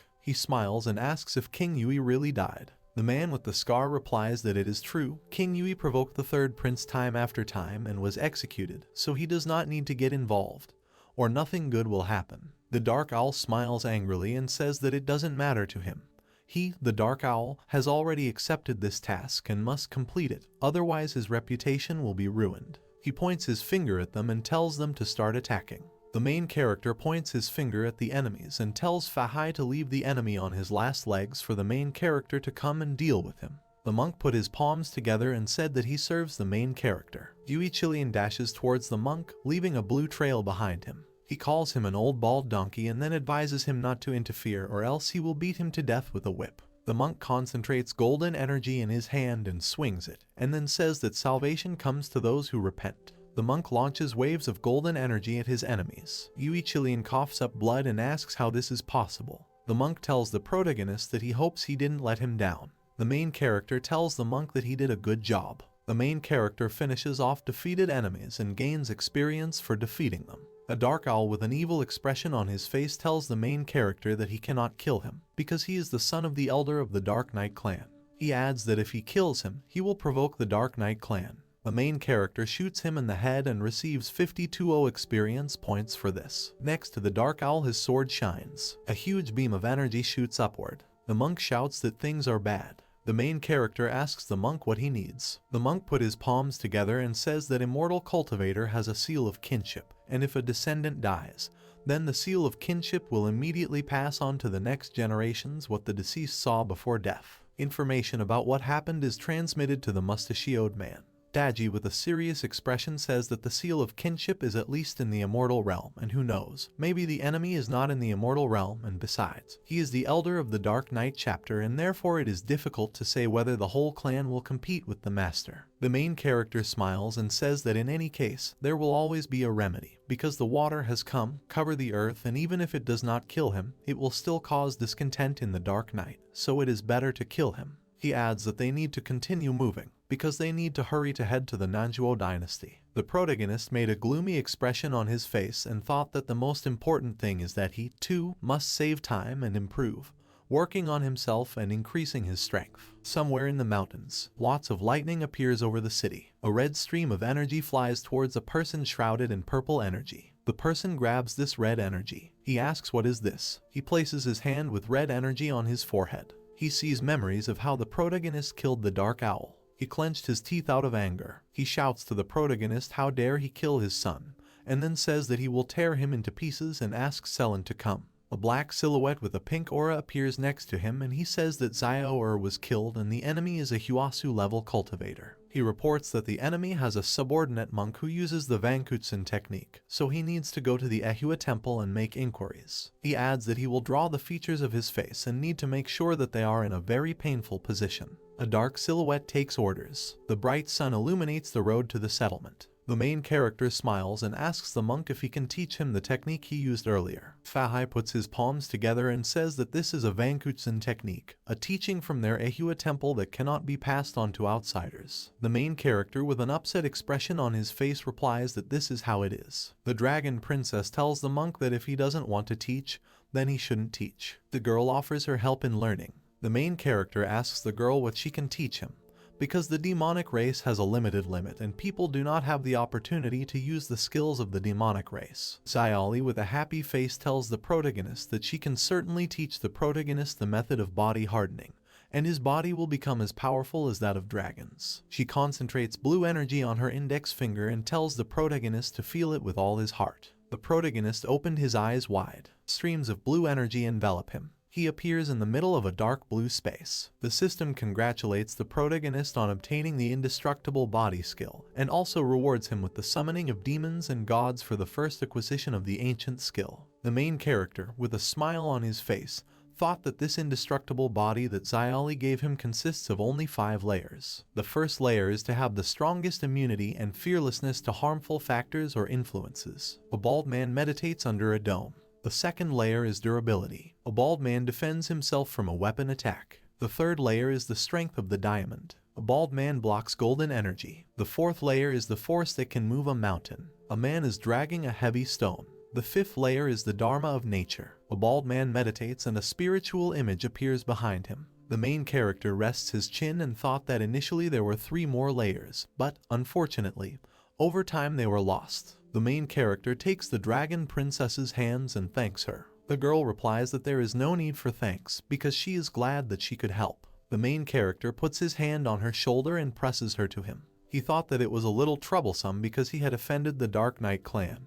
Because even though he had gained a new skill, he still had to keep someone strong nearby for safety. The protagonist presses the call button in the system window. A humanoid image appears in the system window, the level of devotion of which is 100 out of 100. The main character thought that he needed to wait until a new friend came. There are many animal skeletons near the column. The blonde man asks where there are so many remains. The captain of the guards turns to the blonde cultivator and tells him that he has no idea. He says that in this zone, the cultivators kept a lot of werewolves as pets. He imagines a monster with horns screaming loudly. Keishi gritted his teeth and said that since there were always evil spirits that escaped and caused harm to others, the Tizanlan kingdom was afraid of killing by mistake and thereby afraid of offending the cultivators of the Nanjuo dynasty. He adds that due to this, few people cleaned up the monsters, to the point that some were forced to move. The main character sits in the carriage with a bored expression and says that it is not surprising that this path is lifeless. The column is approaching the gates. Several guards with spears stand on the fortress walls. Daji, with a serious expression on his face, shouts that things are bad. A large wave of animals is approaching.